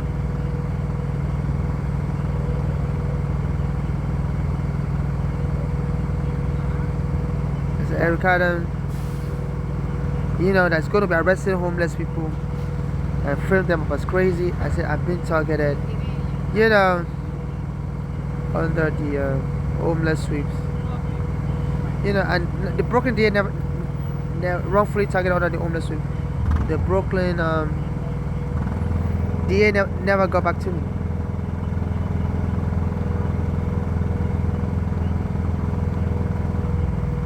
Yeah, this must be it. I sent it on Friday, and the next day, April 19, I shot went on the show. I was issuing a threat that if anybody comes for him and his people, they're going to turn the table upside down. You know, they're going to disrupt the system. You know, I was asking him to investigate Eric Adams and Trump partnership. They said, you know, please, I need the court to order the Trump administration to stop any further attempts at unlawful deportation through his cronies or any other human trafficking routes, or whether unlawfully through Eric Adams' ancestry. I said by January 2020, some months after I had gotten choked down by NYPD in Brooklyn, it was Eric Adams not throwing the verbal jabs in the public speech image. All I'm saying that outsiders should stay away from New York and go back to Ohio and Iowa, in apparent reference to my statement outside Eric Adams' former office by Quad Street, Brooklyn, asking for New York City to be welcoming to foreigners like Ohio and Iowa are. You know, so before I got choked down by the NYPD in 2019, I used to go in front of Eric Adams' office and say, NYPD, stop bothering us immigrants. You know, in Ohio, they allow a Nigerian to become a mayor in Ohio. And say in Iowa, they allow undocumented immigrants to have driver's licenses. You know, and I said, soon after that in Brooklyn, the police came and choked me down. And then Eric Adams once I made a speech mocking me after the police choked me in 2019. He made a speech weeks later and said, you go back to Ohio, you go back to Iowa, New York is for real New Yorkers only. Referencing what that guy that always showed me his penis, you know, a black American that always shows his penis and always makes sexual gestures towards me. You know, follows me around, and I thought maybe he was just sexually interested in me until I was eating in a restaurant one day, you know, and he came with some of his black Americans friends and said, we need to start killing these Africans. They call me thinking they're going to get justice and get, you know, say, no, they're not going to get nothing. Say in South Africa, they killed their fellow Africans and we're going to kill them also. You know? So I was like, wow. So this guy wasn't even, I thought he was just sexually infatuated by me because he would show me his penis anytime he sees me. He would be, you know, smiling at me, you know, and I would usually just, you know, ignore him and stuff. But when he now made that statement, and when I saw him Prospect Park following me again, I said, stop following me. You know, you're an enemy. And then he's trying to beat me up. I said, I'm going to fuck you up soon. You watch. We're going to fuck you. Use the word, we're going to fuck you. You know, so after I got choked, after I got choked in 2019, July 23rd, 2019, Eric Adams went and made a speech. And, you know, anytime they bother me, I go in front of his office and I say, you know, in 2019, I used to go in front of his office. I say, why people stop bothering me? In Iowa, they allowed the Nigerian to become a mayor. Around that time, 2019, they allowed the Nigerian to become a mayor in Iowa. I said, in Ohio, they allowed the Nigerian to become a mayor in Ohio around 2019. And in Iowa, they were giving undocumented immigrant driver's license. I said, Eric Adams, stop. I said, the police stop bothering me. Be like Iowa and Ohio that allows immigrants. After the police choked me, Eric Adams made this speech weeks later. Go back to Iowa. Go back to Ohio. New York City belongs to the people that was here. Black Americans. I made New York City what it is. You know, and I have it on my Google Drive. Around that time also, I used to go use the bathroom in 14th Street on the A line, the train station that has the bathroom. And they will put a poster there saying, die soon, poser. They put something graffiti. Say die soon, poser. So sometimes I speak with a fake American accent. You know that my Nigerian accent mixes with my Nigerian American accent and stuff. Even if my daddy, the WABC News said he speaks with a fake accent. You know, and there's nothing wrong trying to be understood. You know, as an immigrant, you know. So this Eric Adams knows something about the attacks I've been experiencing. So I contacted they said Trump rewarded him. He was supposed to go to prison. The way the Turkish guy set me up, it was a Turkish guy that slapped me in the head. And the police came and arrested me in 2019. You know, in that video, oh, it's not showing anymore. You know, and Biden waited till 2024 to arrest Eric Adams for getting bribed by Turkey. And Trump messed up that case. Said they should throw away the case from court. It needs Eric Adams for special immigration enforcement. And all the federal prosecutors resigned. They said there's an illegal agreement between Trump and Eric Adams. He said, you know, they don't understand why this Trump would want to drop the case against Eric Adams. You know. So their plan is to kill me or get me deported. And they've been arresting me, you know, choking me, stealing all my evidence. So this is the email I wrote to Dale Ho. Saying, so this is the email I wrote to Dale Ho. Say they shouldn't listen to Trump. They all shouldn't listen to Trump. He should continue prosecuting Eric Adams. I said that's an illegal collusion going on between Trump. I said my name is Babatunde Olabopo. I'm a Nigerian gender non-binary transsexual. You know, I'm an immigrant victim of gang violence, sex trafficking, and racketeering, RICO type operation being run by complex groups of criminals. You know, I said being run by complex groups of criminals, and the United States President Donald J. Trump is helping to enable the criminal activities against me using his power and position as a celebrity entertainer and political power as a former president to settle personal vengeance against me as an open critic of his former administration, and also since I've been trying to sue him and his businesses for discrimination I encountered there as a customer in the past.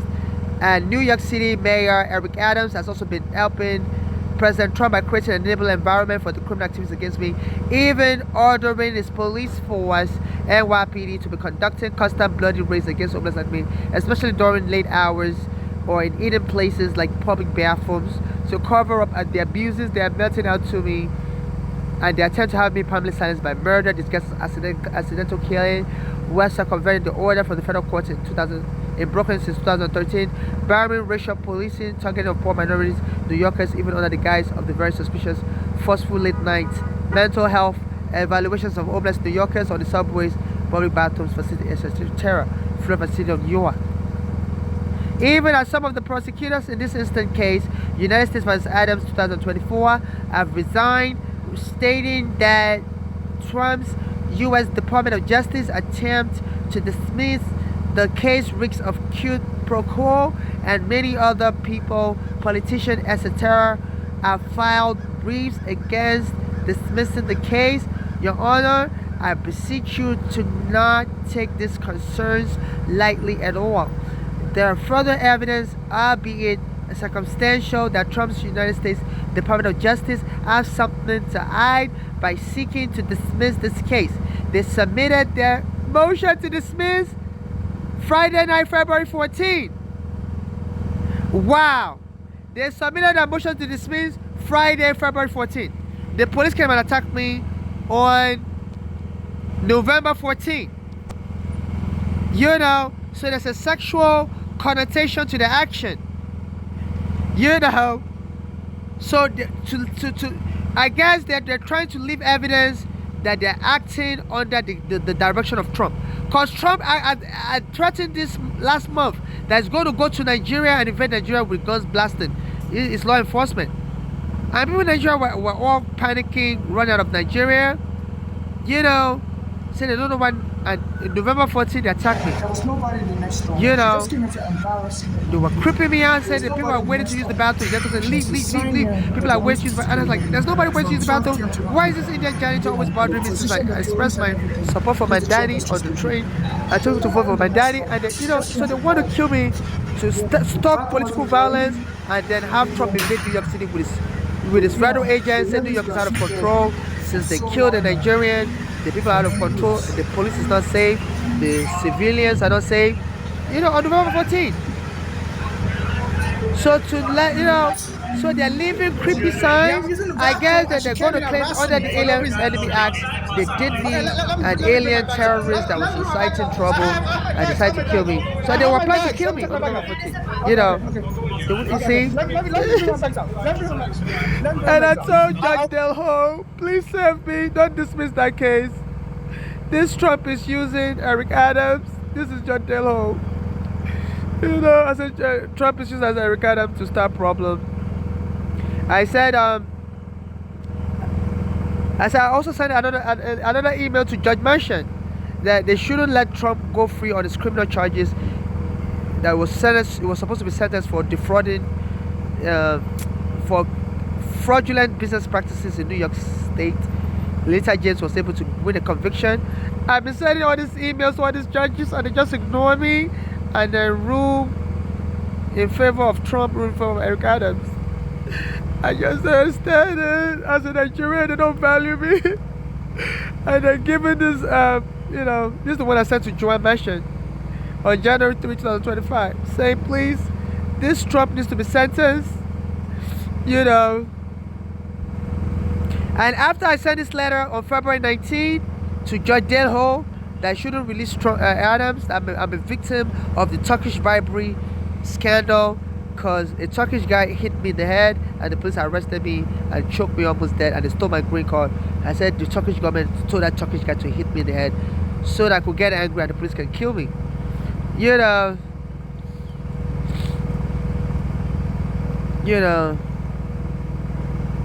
So, and I also contacted Brooklyn DA office. You know, I told them to investigate Eric Adams and arrest him, and Al Sharpton did the show the next day. Said his people are going to turn the table upside down. If anybody come for any of them, they're going to turn the table upside down. And that Brooklyn DA didn't respond to my email. I sent the email on Friday night, and by Saturday morning, you know,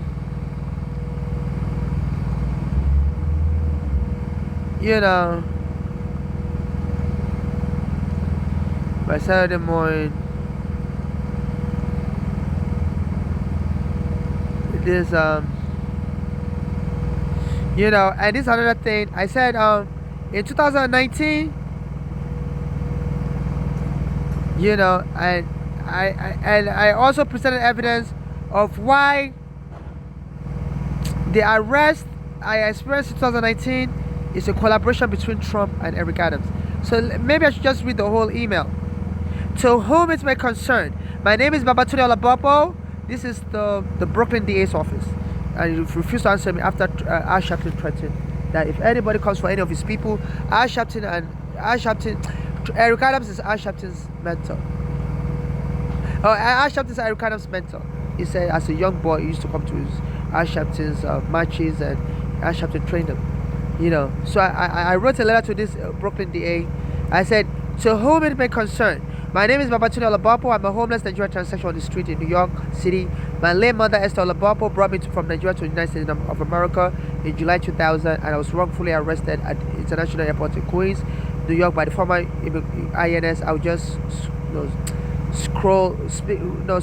I would just quickly speed read it because I'm in the code, and I want to make sure they're able to get people are able to get my video today, because I need to go to court tomorrow and I need people to come to court with me.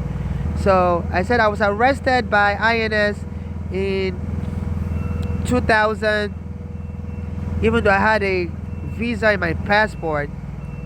You know, I said while my case was going on, I was kidnapped by my siblings who had me hostage in Pennsylvania and lied to the hospital that I was mentally ill.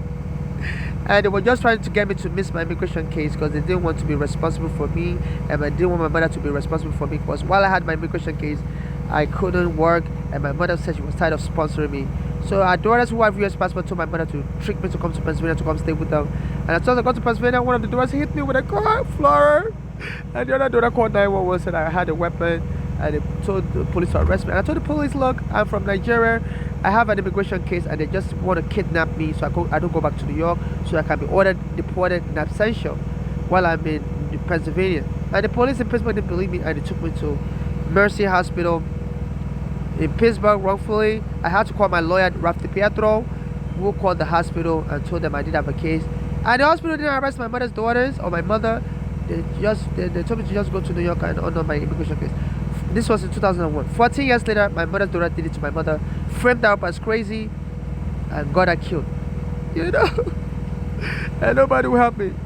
I said, nobody in Pennsylvania tried to prosecute my siblings for what they did to me, human trafficking. And 14 years later, in 2005, they came to New York and did the same thing to my mother, filming mental illness of my mother to doctors at Bellevue Hospital, where she was getting treated for heart disease. And their lies got my mother so upset. I caused her so much shock and killed her. As they were trying to put my mother in the mental ward, my mother said, they said my mother was resisting and died. They then stole my passport and immigration documents.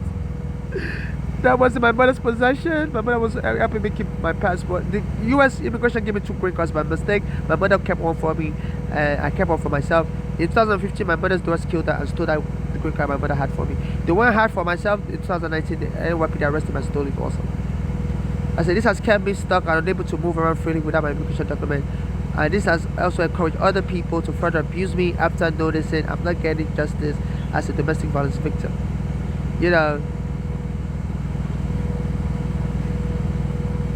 this was the time I went to Atlantic City to gamble in Trump's hotel in 2011. And they kicked me out of his hotel also, saying, of course I was black. And they didn't pay me the money I want. And Trump immediately sold that hotel, declared bankruptcy, that doesn't have any money. And then he became president after that. And he's been using his immigration to threaten me, an immigrant like me. And he almost hit me with his car on 5th Avenue.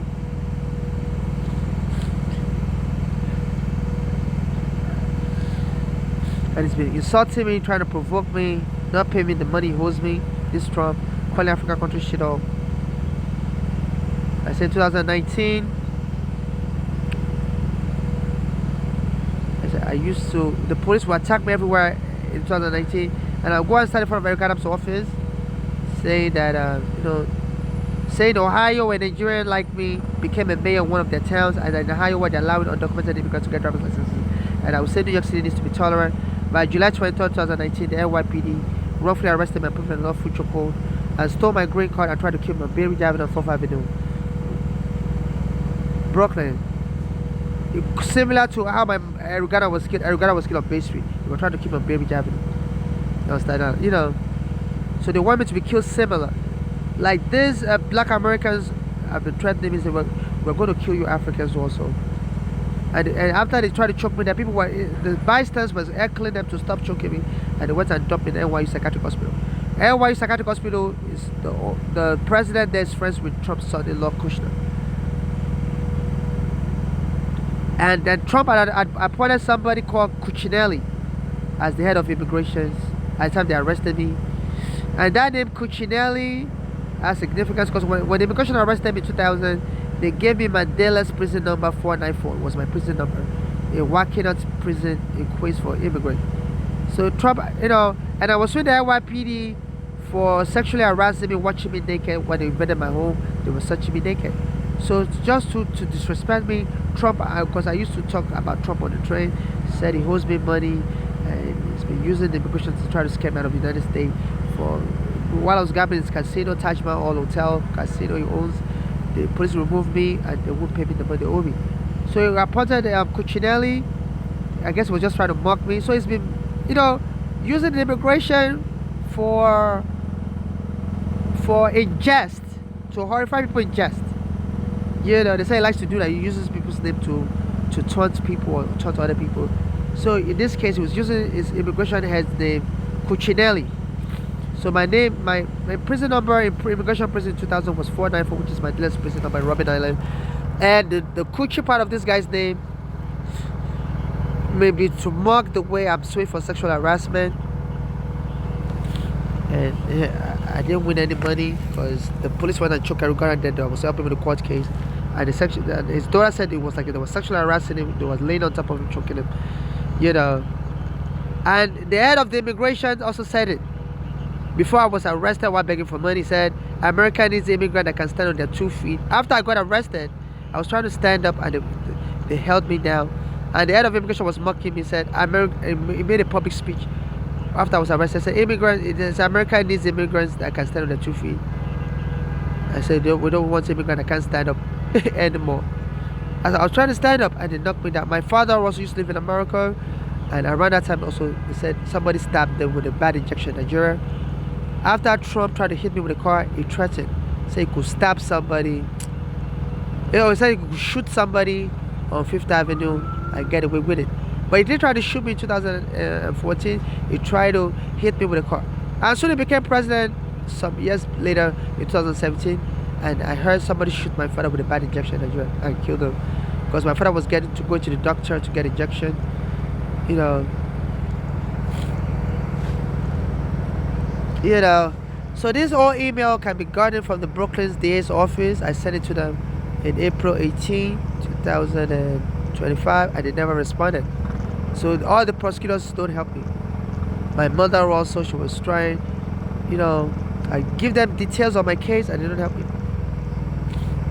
I said, due to my being accosted by Turkish type agents throughout Brooklyn who constantly harassed me and tried to get me arrested and harmed by the police, all about the same time the federal indictments accused others of being bribed by the Turkish government, I sent an email to the Honorable Judge Dale to not dismiss criminal charges against Adams as Trump administration requested.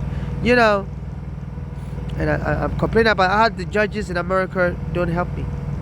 Even I'm a witness and they just deny me justice.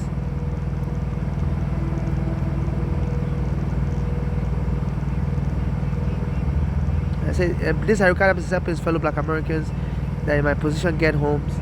He said he always goes, this Eric Adams even said, he always goes around the street looking for homeless to help and always puts them in hotel room, in nice hotel rooms. But when I saw him this year at near Federal Plaza, at Church Street and Wharf Street, my mother used to work on that Wharf Street in the 1970s.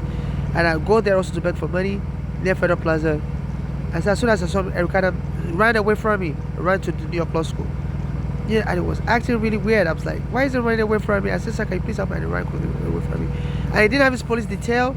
And also the Manhattan DA, Alvin Bragg, came to where they normally harass me. The black Americans normally harass me, Chambers and Greenwich on Mother's Day. And I said, sir, can you help me? He also ignored me. And his police detail told me I should stop talking to him. I said, sir, I'm a victim of hate. That's why I need his attention. And the police said, go to the call 911. As I called 911, the police number said, yeah, you have to keep calling 911. He said, go to police precinct. I said, when I go to police precinct, they don't help me either. They don't even let me enter the police precinct. As the homeless, they tell me to stand outside. This is discrimination. I said, they treat me like a criminal. As a poor black person, they don't let me enter the police precinct. So they stand outside. We'll talk to you outside. And whatever help I need, they say, no, we can't help you. Bye. And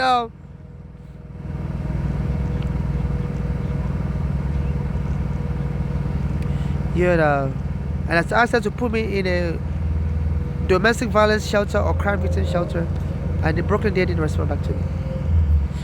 So this is what is going on, and I'm getting jumped, and some people are just mocking me on Instagram. Even Akon, after the police came and grabbed me in the bathroom 2004 on November 14, 2025, which is synonymous with the way they said Trump's Department of Justice lawyers filed court papers on February 14 asking for Eric Adams' case to be dismissed. They waited on Friday night, February 14. Why would they choose dates that signify sex? And also they've been trying to force me to marry an American so that half of any money I win, when I sue immigration and when I sue the police, will go to the American and I can share with Trump. So they're using me for sex trafficking purposes. As a matter of fact, in 2020 to 2024, they lock up all the bathrooms at the train station, and I was begging people to let me come to their house to use the bathroom because I didn't want to defecate to my pants. And the guy came to the train station hours later after I was begging everybody. I said I could follow him to his house. And when I got to his house in the Bronx, he told me he has to marry me. That's the only way I can use the bathroom. I told him no. And he raped me and held me hostage, told me if I leave, he's friends with the police and the police will kill me outside. So I kept on beating me until I called 911 and they came and saw blood on my face. But they didn't arrest him. They told him to get out of there. I told them, look, there's a emergency order shut in place in 2020 signed by Governor Cuomo, then saying wherever you are should be your home and the police can evict you. But the only thing is if somebody's committing a crime, they can arrest the person. So I told them, can you arrest this guy because you saw blood in my face, he's been abusing me since he brought me to his home and you saw blood in my face. And they told me, no, it's his house and it's you, we're going to remove. I said there's an emergency order from Cuomo shelter in place that wherever you're located, situated at. I said it's held me also for like 7 days now, so I've been living here for 7 days. I said, this is not my apartment. And they told me, no, we're not going to comply with the order from Cuomo. It's you, we're going to remove. And they let him stay. They said I could sue him in small claims court for him beating me up. I said, you saw blood on my face and I have to still sue him as far. I said, that's what you need to do. We're not helping you. I said, if you ever show up here, it's you we would arrest. I told them I can't be on the street. They said, yeah. If you don't be on the street, if you ever come back here, we will arrest you. And then, at some point, he came to meet me in the train station and told me I should just come back later. It's okay. I'm like, oh, hell no. So they've been trying to get me to go back to that guy so he can marry me. I believe and shed the money. I believe that guy was just going to kill me. He told me he has mental illness also. So so that's why they're arresting me everywhere. They want me to be so sick and tired of being on the street that I'll go back to that guy. And he claims he has mental illness so he can kill me and still get the money or whatever. Or and he can adopt kids and claim I authorize him to adopt kids and the kids will get the money. And he can just find his family member because my mother is there, my father is there. He said his own mother is alive, his own mother lives in America. So he gets his mother to adopt the kids, and then they'll control my estate. So these are Eric Adams and this Trump, they're working in, so they tell the police to be arresting me everywhere so I can go back to the guy. And so after the police kicked me out, I was in the train station, the guy came and told me, I can still come back some other day. It's okay, I said, you must be crazy. He still wants to get married and stuff. So that's how you're punching me. So I can marry you and you can get half of the money. Or even kill me and get everything. So this is why they're arresting me everywhere. To make me go back to the guy.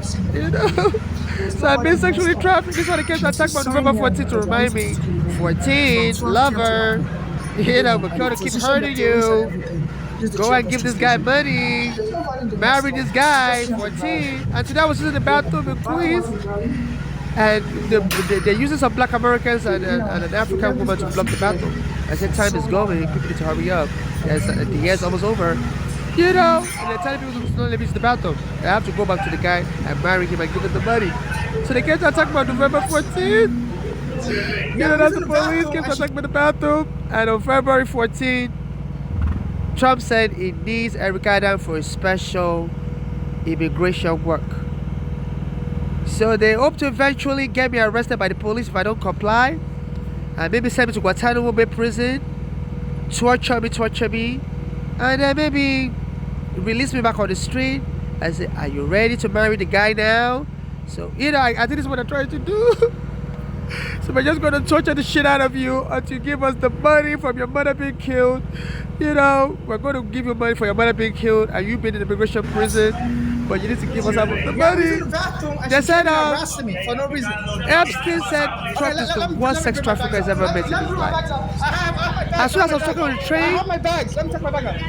Okay. Trump ordered me arrested by the police. They took me to psych ward and they said they arrested. That same July they arrested me. They arrested Epstein and said he died in prison. They said they turned the camera off. And so as I was talking, I guess some people were telling Epstein that there's this Nigerian always talking about Trump. And they said all of a sudden Epstein started sending emails to newspaper that he has some secret to spill about Trump also. And they said Trump had the DOJ arrest Epstein again. Even though the case they arrested him for, they've already started a prosecution deal with them that they're not going to arrest him anymore for any charges. He has already gone to prison in Florida, but they said they still went and arrested him and he died. And they said they found evidence that he had multiple fractures, that he couldn't have used one rope they claim he used to kill himself couldn't have caused multiple fractures. But said now, Maxwell said, Trump is not really involved in sex trafficking, and he said Trump has moved Maxwell to a better prison. Maybe Maxwell doesn't want to die like Epstein. That's what she's saying. Epstein may be lying about Trump, because Trump wasn't involved in sex trafficking. Or maybe she doesn't want to die. I said since Maxwell said nice things, Ghislaine Maxwell said nice things about Trump. Trump moved her to a nice prison for low-level offenders. They said that prison they have a lot of free time as a low-level prison. So this Trump is into sex trafficking, and he was saying the same thing last year as he was running for office.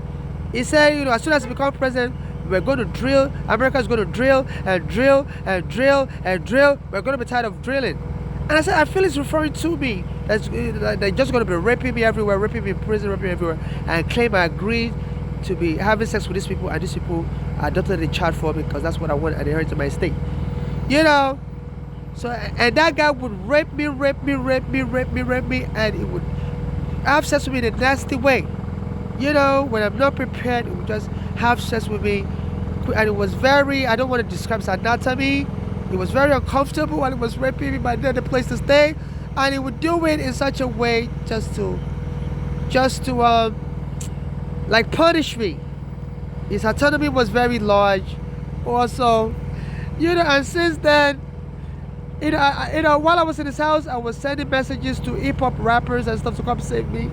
That I'm homeless. And none of them responded. I sent messages to Burna Boy, to Gunner, all these people, and none of them responded. And soon, a lot of these musicians have been writing songs making fun of the way I was raped. And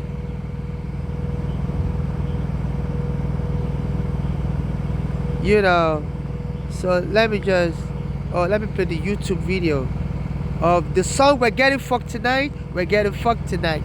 That song is mocking the way the guy took me home and was raping me. As a matter of fact, when they were raping me in his house, as I was screaming, his neighbors would be playing the Burna Boy song. Now comes something, now comes something. If you know me, now comes something. That song was about me also. Cause he said, if you want something from somebody, if you know green, now comes something. Yeah. That song was about me. So let me play the Burna Boy song, We're Getting Fucked Tonight.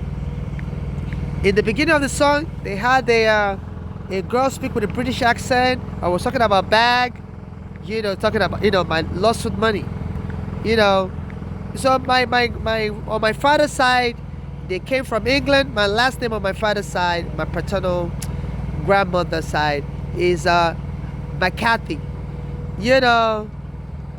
McCarthy. So when I came here to America, I had a British accent. My immigration recording would show at the court. So to show that song is about me purposefully. So you see how the girl speaking the British accent. Oh Lord, it's another yeah again. Why the fuck is he calling your phone, bro?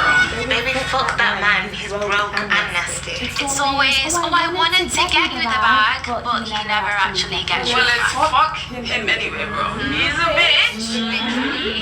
Anyway. So, there's the reference of bathroom. All the attacks have been expressed in the bathroom. In 2019, when they choked me, the problem started in the bathroom, and later they came and arrested me. November 14 was in the bathroom also. And the police covered my face with a hoodie, with my mask. So I wear a black mask.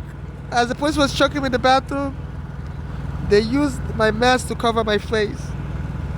I always wear a black mask like this to cover I couldn't breathe. And you know, I always wear a black mask like this. You know.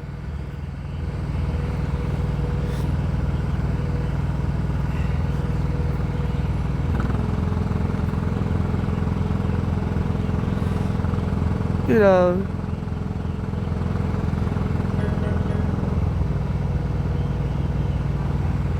You know, so let me play the song again.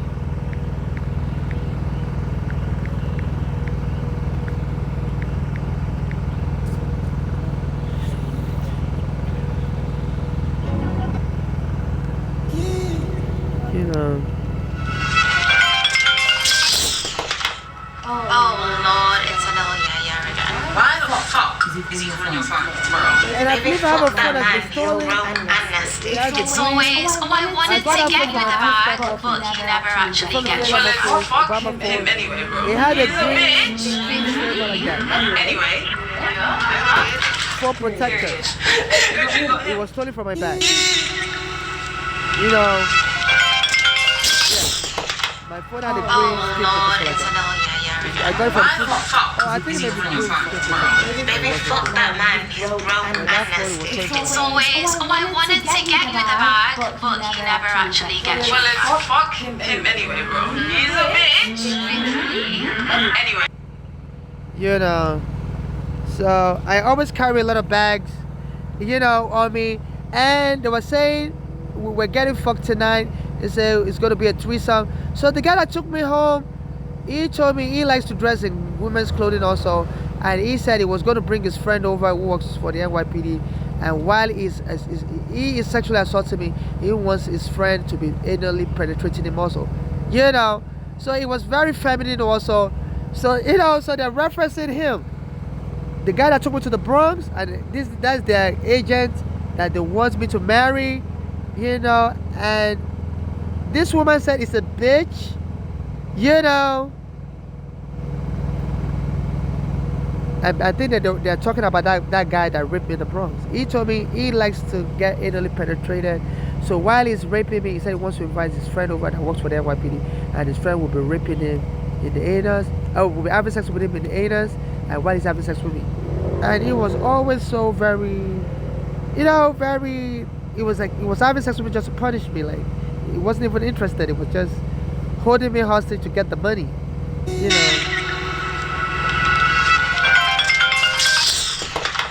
Oh Lord, it's another yeah again. Why the fuck is he on your phone, bro?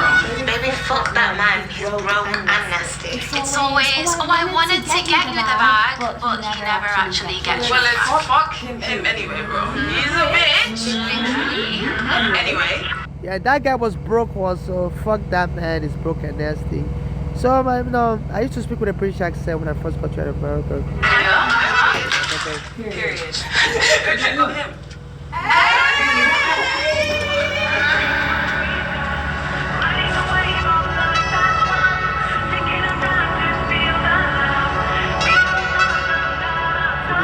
Dark skin women also.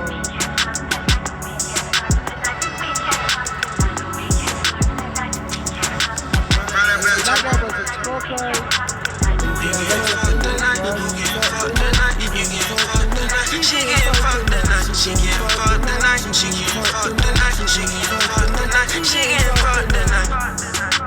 I guess they're referencing Addison Color to the next week on Homeland, and they're trying to force the to that guy. Check the marriage with me. Catch up on behind niggas, know I'm snug. Second when I drive, baby, know what I like. Spread that pussy wild, let me go for a die. Who getting fucked tonight? You getting fucked tonight. You ready tonight? I pay whatever the price. I knock her down on my strike. I want a million this time. You give me as a taste. The pussy in my face. I see you ain't gon' fight. You getting fucked tonight.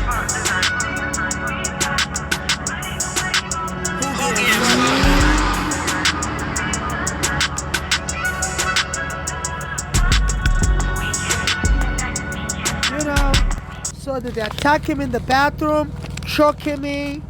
On November 14th, another sexual reference. You know, they almost killed me in that bathroom. They don't let me use the toilet. They're tortured like Guantanamo prison. And the one extent of torture, you know, to the eventually put me in Guantanamo Bay prison. I'm troubling their police. They're put aside of arresting me. I'm just a terrorist. You know, and just then make a claim that, you know, I was just a sexual perverted soul. I was just adopting little kids, other people's children. So they attacked me on November 14th.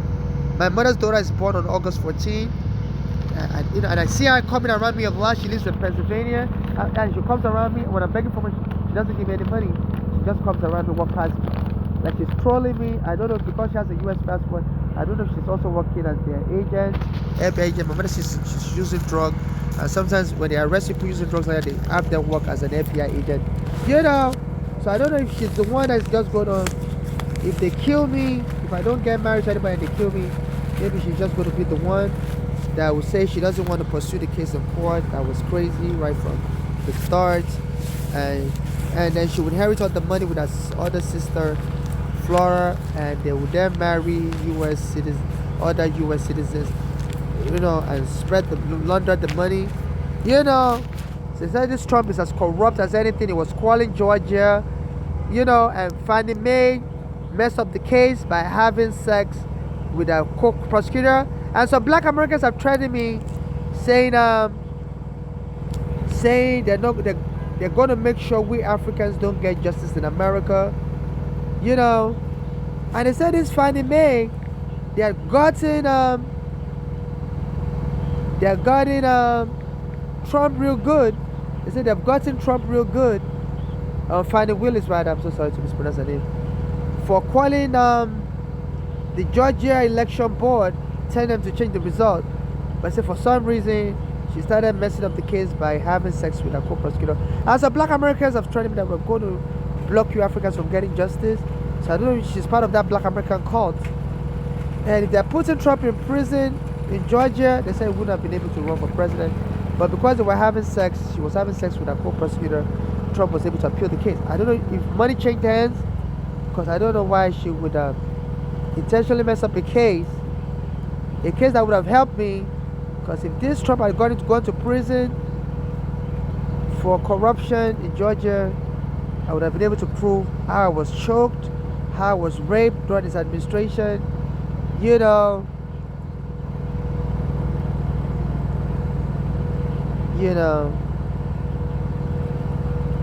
Yeah, but this doesn't reference the controversial. Yeah, the RICO case against Trump. They said she messed it up by having sex with a co-prosecutor, and Trump was able to appeal the case. And while that appeal was going on, he became president. So now this Trump doesn't really pick up the phone to talk to people anymore because he knows he could be recorded. So he decided to incite an attack on me on the bathroom by saying he was going to invade Nigeria last month. Before I was attacking the bathroom, so he was going to invade Nigeria with his police, and they're going to go in the gun blasting. And it's like they wanted me to kill me. You know, even the sex trafficking was just the secondary motive. They wanted to scare me, use shock. You know, they say a lot of black Americans get killed like that during wrongful arrest. You know, to turn violent and overpower you. You know, even I used to go to Penn Station, and all of a sudden on September, my home was taken on September 9 by the NYPD in 2010. And it said on September 9, 2025, it says there was like somebody sabotaged the train, and the train door fell off the train, another train crashed into the train door. You know, and it said the train workers there, the LIR, Long Island Railroad workers, have been looking for an increase in pay, and they wanted to attract Trump's attention. So on September 9, 2025, they said somebody sabotaged the train and allowed one of the train parts to hit the floor, another train bumped into that train part, almost causing an accident. You know, and anytime I go to that Penn Station, the police will try to arrest me. In the Penn Station, they always try to arrest me in the Penn Station also. You know, and since then, Trump, I said, is going to wade in and make sure they get the increase in pay they want. So anybody that tries to kill me, they get Trump's attention and he will assist them. And this Eric Adams, for trying to kill me, Trump set him free. So it's like people have now known these police officers. If you need a favor from Trump, kill his enemy. You know. And I've been noticing that Trump said he doesn't want people, immigrants on food stamp. And anytime I go to Dwayne Reed, this woman here, she will be menacing me. She's like a Spanish woman, calling me sir. I told her I'm a woman, and she'll be laughing, and they'll be calling the police on me. Any Dwayne Reed I go to, and they'll tell me, do I want one shot? Do I want one shot? Do I want one shot? I'm like, why do you always tell me that I want one shot? They'll tell me, oh, we meant flu shot. So I don't know. Excuse me, why you were so rude to me? I don't understand you. I don't know if you understand you're committing a crime. I was beat up by the police in the bathroom. You know, I told you to stop calling me a man. And you said woman. Okay? You can be a liar all you want, but let this be your last time of being rude to me, because you're going to end up in prison. Okay? I'm not your slave, and stop being rude to me. I don't know what you think our problem is, but I think the police are working with some of these Spanish people to be jumping Africans. They brought the Spanish police to beat up in chambers, and they're all going to go to prison. But the killing of the sense can make you look like a crazy person. And she always so rude. She said, she always calls me a man and stuff like that. So let's be a final warning, because you're all going to end up in prison with your hatred for humanity.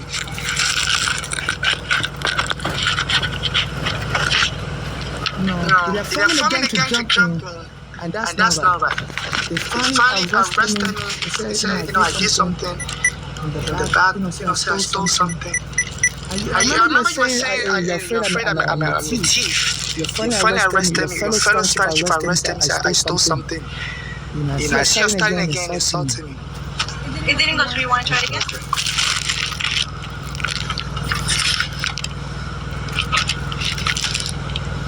You cut off my food stamp and everything.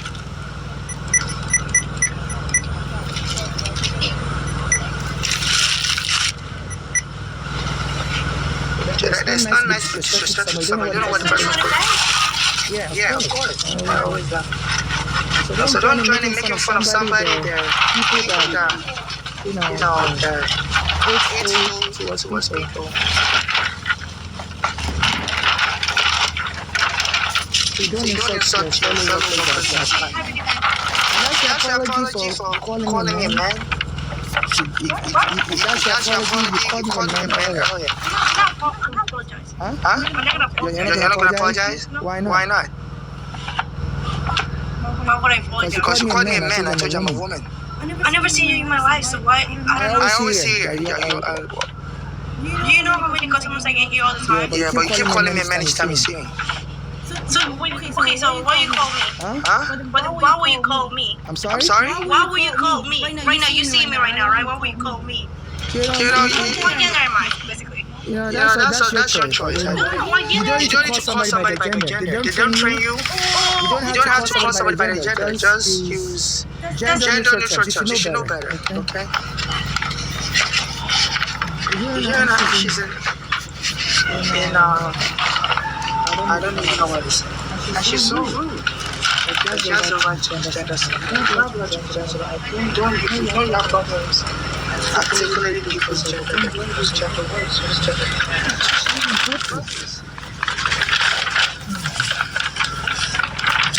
Red king, glasses.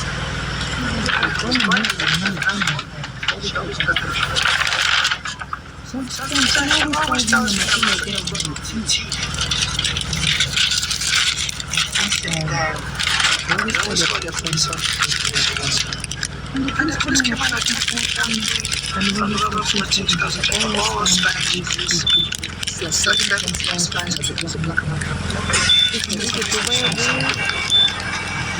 Close to the 2 Broadway MTA headquarters.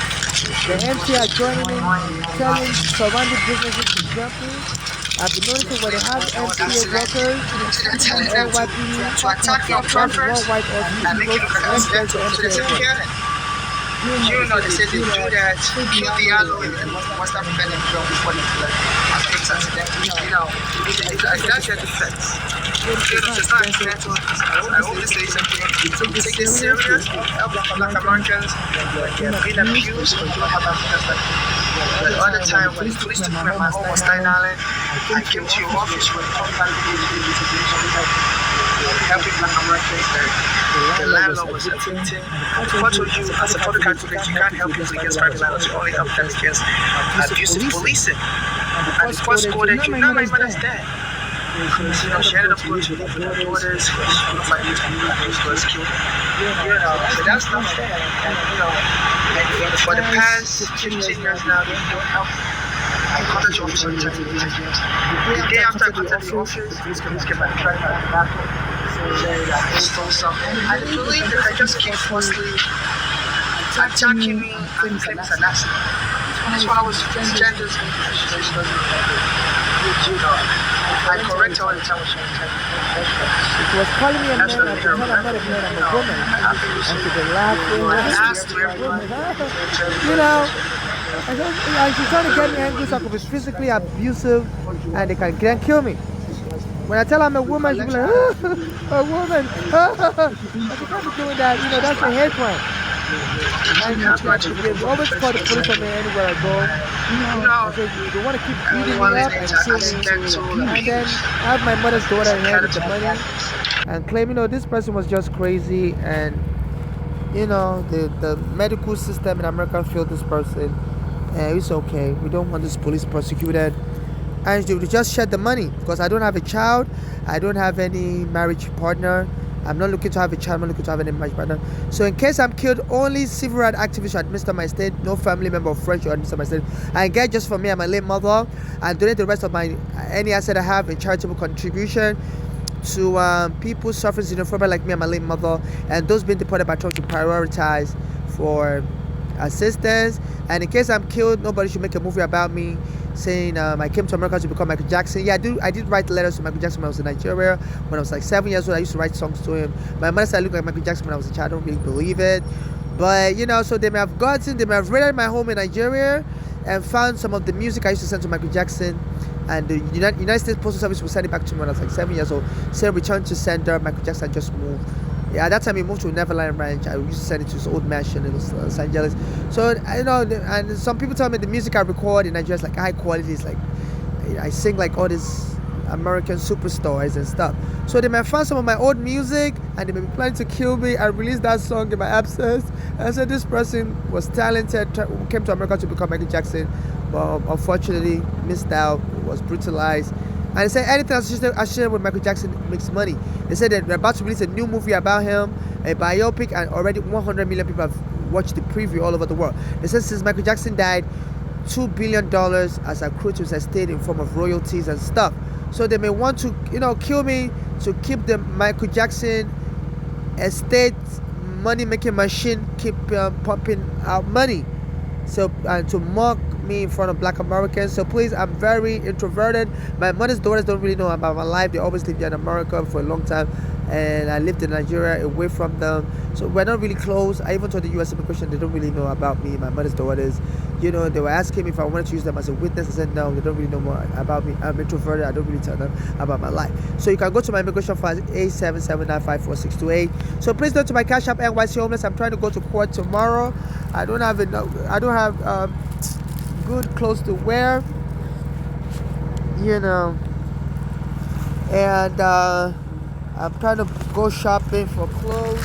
So as you go to court, this was a setup. I don't know if they're going to bring their ICE to arrest me tomorrow, because, you know, they came and attacked me on November 14th. They've been sending people to sexually grab me everywhere I go. I was like, who sent all these people to have? Now they even send little children to be trying to grab me. I'm like, what in the perversion is going on in America? And finally the police came and touched me, my penis, touched me, you know, on November 14th, and misstated my name. This is not my last name. My last name is Olabok with them. And they put my last name as my first name as my last name. And I was telling them, and they gave me the wrong address. I said, it's okay. They always lie about poor people in America. I said, this is a fraud. And they gave me a wrong phone number. My phone number is 929-737-5205. You know, and it seems a lot of people are aware, and people have been making fun of what is happening to me. I almost died. You know, my mother was killed, my father and grandmother was killed, and a lot of people are not helping me. And even Akon, he posted a video after that. He's an African musician, and he posted a video after that you know, talking about that's not cool. I believe it was referencing what happened to me. It's a it's a Senegalese musician that was born in America. You know, and it seems they just want to forcefully take my assets from me, potential assets from Lost With Money, force me to marry. So he has this video of a guy, like I guess this guy's in America, you know, taking other people's stuff. And like I'm like the people he's taking stuff from, I'm afraid to challenge him. I don't have the power. And he uses a black guy, like this Arugada, separate truck, try to take stuff different. You know, take stuff from the Muslim woman, take stuff from every nationality. You know, making one less for the African. You know, and it concerned easy K. You know, and they all talking. I woke up in the they all talking in symbols. I guess because I'm under FBI surveillance, they don't really wanna call my outrightly, so the FBI don't arrest them for obstructing whatever investigation. You know. So this was going on. There's another Nigerian. He has a black American girlfriend, and they've been making fun of the way I was arrested by the Spanish police officer, and you know, he was using the word daddy. My name is Babatunde, so the word in Nigeria means daddy, you know, the return of daddy or whatever. People just call me Baba in America, so mock my name, which means father. You know. So I guess this Nigerian, I saw him in New York. At that time, he was posting on the line that he's coming to New York City. He says coming to New York City, and I saw him in New York, but he was wearing a dark tan. And I was begging him for money and asking him, please help me, sir. He told me no, he doesn't have any money. You know, I was like, so why is he coming to New York to stalk me and mock me? Hey girl. He's making fun of the way I was arrested in the bathroom. In the living room.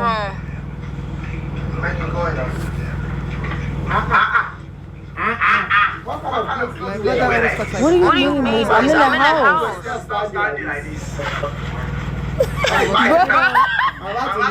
Okay. I wear fake dress. I'll see you later. So I guess that's Okay. I'll see you later. The outside. I love you, my queen. Okay. I love you too. sexual. All right, bye, Daddy. Have a good day. Huh? What? What did you just call me? Daddy? Daddy? Say it again. Muy When Stop you that saw that voice.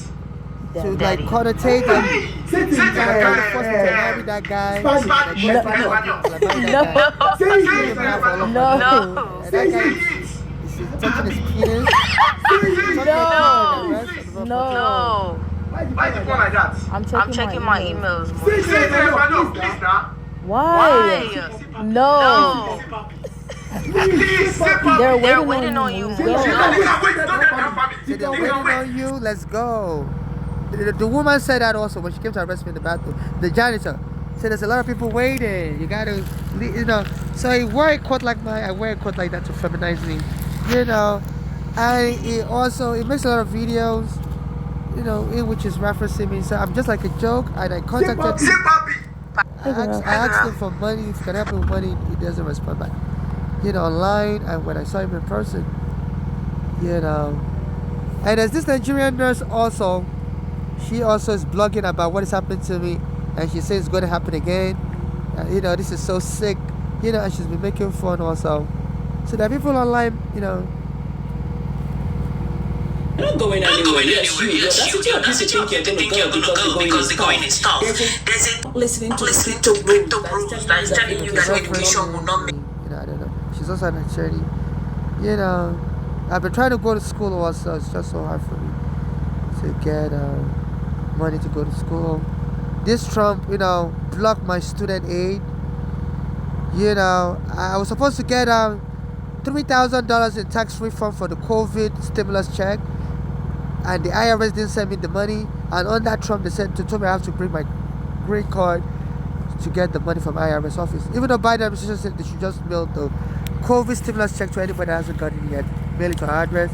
I updated my address. Even though I'm homeless, there's a free mail service So I enrolled for that free meal service, and they didn't send it to me. When I called the IRS, they told me I have to bring my. They told me I have to bring my ID card. I don't have any ID card now because the police stole my green card when they arrested me in July 2019. You know, and she posted a video which I believe is referencing that they will continue to continuously arrest me till they finally kill me, unless and they just go to, and they hope to kill me and claim I'm crazy because my mother's daughters framed me as crazy. So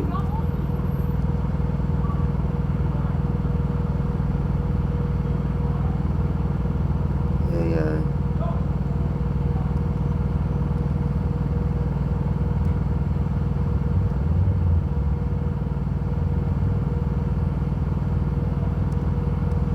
So there's a video. I think this is the one. You know, when she's hinting they may arrest me. Is that We have done it again. Prepare to be sick of me. Look at new hair. We all want. We have done it again. Prepare to be sick of me. Look at new hair. We all watch this video, right? 3 days. this is her hinting that, you know, because this Ricardo says she continue to arrest homeless, you know. So they want to continue arresting me. They're planting people to go and block the bathroom when I go in there. They plant Black Americans and other Africans to block the bathroom, start a fight with me. So they want to be arresting me and just kill me. I just think, well, this immigrant died, was mentally ill, refuses to go to shelter. I used to stay in a general shelter and they always bother me in the bathroom there also. So that's why I said I want a shelter for crime victim where I'll have my own private bathroom. And also there's a court order that people that are removed from their basement apartment have to be put in a special shelter where you have your own private bathroom and a kitchen. I have diarrhea, so the general shelter doesn't work with me, and they refuse to put me into the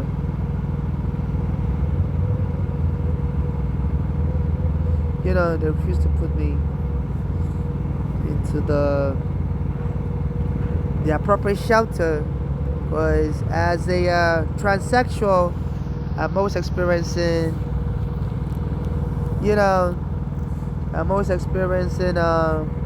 hate attack in the bathrooms. Like, I was trying to use the bathroom on 125th Street. The last time I came to the bathroom, last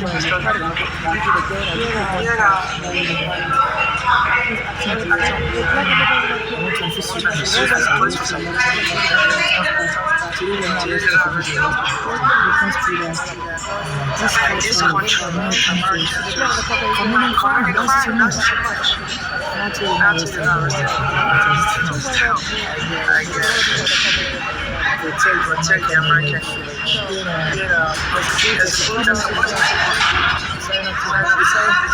they decide not to arrest them today.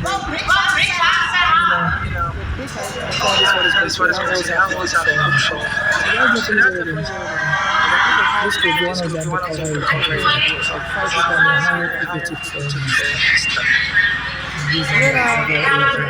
So they're telling Black Americans to deny access to the bathroom, lock the door, call me bitch. If I'm on the train, they send Black Americans to be vomiting all around me on the train. So we're going to abuse this immigrant to death, and we're going to lie that this immigrant came into the country crazy. Like Trump said, a lot of these immigrants are crazy, and their countries dumped them in America because, they don't want to pay for their psychiatric illness.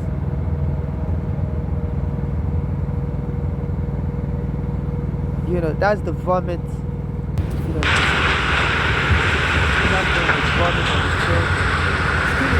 anybody hear somebody bang on the door? Did you hear somebody bang on the door?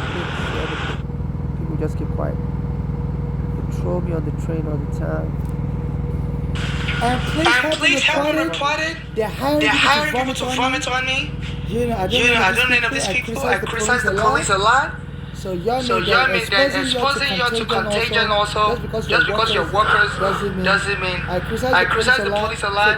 So they hire people to vomit on me. I said they hire people to vomit on me. I criticize the police. I'm a civil rights activist. So as I criticize the police, I'm going to drive you crazy. You're going to commit suicide. They told me they're not going to stop. The attackers told me they're not going to stop until I commit suicide. You know. At one point, the guy started coming around me, rubbing my body on me. The guy that was vomiting was shadow boxing around me. You know, after I finished vomiting, he came around me. I was falling asleep on the train, and it was shadow boxing.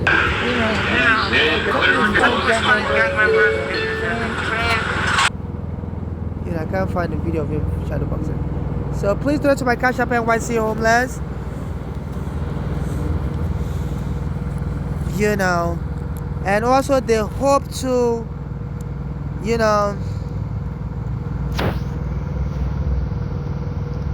so, you know, when my mother brought me here from Nigeria, she was tired of,